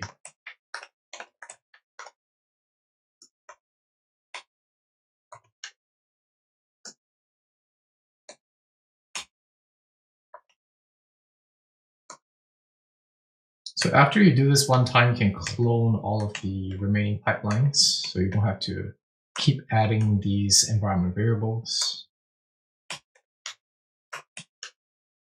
And hit save. And now let's just try pushing a new network security group to our network folder. So let's open up VS Code. And let's open up the network folder. And I'm just going to go into main.tf. Let me make this window bigger.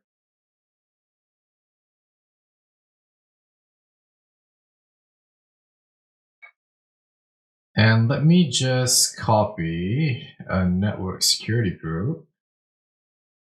And I'm going to say I want a new network security group. I'm going to call it test.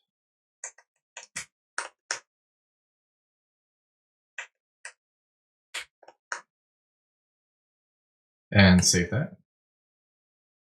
Now, let's just go ahead and push these changes to the repo. So let's just do a git add and do a git commit, add new NSG, and do a git push. And that should trigger our release pipeline to run. So let's go and see whether that'll work. Now I'm going to go in here. I'm going to check my repo.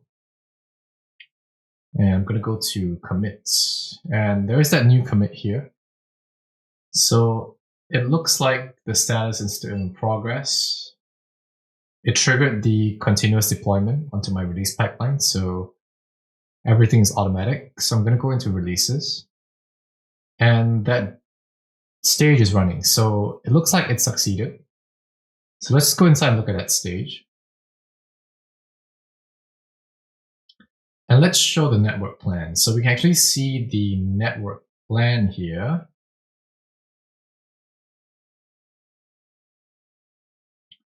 And if we scroll down, you'll see the resources that it wants to add. So it's going to create a new NSG test. And it's going to tell me 1 to add, 0 to change, 0 to destroy. So someone who is approving this pipeline can just come here and look at the plan. And if they're fine with it, they can just go back to this page and they can just click on approve. And that will approve the change of infrastructure in our resource group. So I'm going to click on approve. I'm going to say, okay, let's approve. And that job is going to run.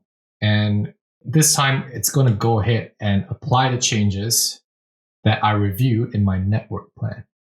So you can use this framework to actually go and set approvals on your infrastructure changes.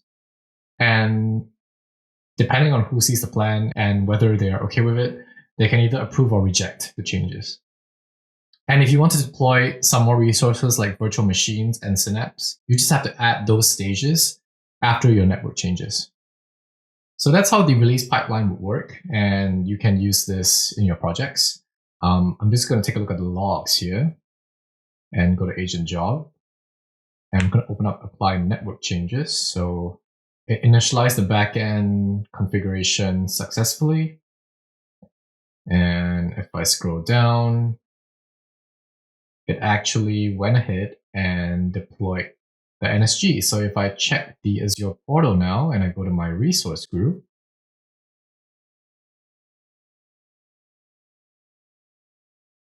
and I search for NSG, see that there's actually a new NSG here. So that's all fine. And that is how we can actually use Azure DevOps as a source code repository and also a place to configure our pipelines to deploy them into our Azure tenant and subscription automatically. So whenever a change happens in our source code, we can actually set a continuous deployment trigger to trigger this pipeline and set approvals in place before we actually deploy the infrastructure changes.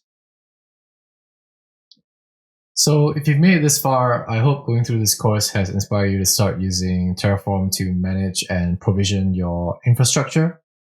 And I just have a couple of questions for you guys towards the end that you can go ahead and explore in your free time. So over here, I have just 3 questions.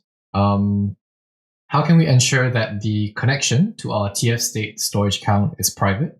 So we've exposed that on a public network, but what if we want to actually make that connection private?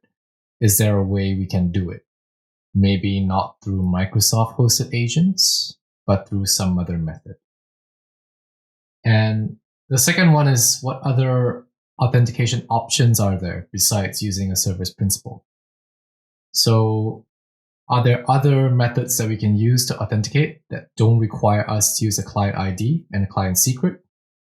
Maybe we can use managed identity to do it. So you can go ahead and try that out on your own. And just finally, what are the alternative tools to Terraform that don't require us to kind of manage TF state files? Because managing TF state files, as you can see, can be kind of cumbersome. You have to kind of go and acquire the lease, break the lease when something goes wrong in your Terraform deployment. Are there other tools out there that actually synchronize the state without you having to manage the state in a file?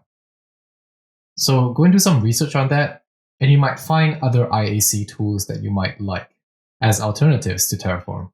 Maybe you want something that's more similar to Kubernetes, where it continuously checks for the state, and when a node goes down, it immediately brings it back up. So there is a continuous synchronization of state there that doesn't exist in Terraform. Terraform strictly manages the state in TF state files, and if someone creates a new resource, a rogue one, you won't find out until you actually go ahead and do the next Terraform deployment.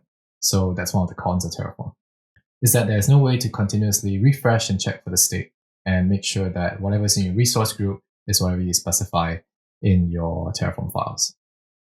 All right, so with that, I'm going to end the video here. If you've come this far, all I have to say is thank you for watching till the end. If you learned something new from the video today, do give it a like. And if you want to see more videos like these, subscribe to my channel if you've not done so already, and you'll be notified whenever a new video gets released. You can let me know what you think of the video in the comments section below. What do you think of Terraform? Would you start using it? And if you're using it already, what are your experiences with it? Do you like it? What do you dislike about it? And if you have video tutorials you would like to see, leave a comment down below about that as well. You can also find me on Patreon if you wish to buy me a cup of coffee, always appreciate it. And all the code we covered in this video is available in my GitHub repository. It's a public repository, so I'll link that down in the description below. As always, thanks for your support, stay safe, and catch you guys in the next one.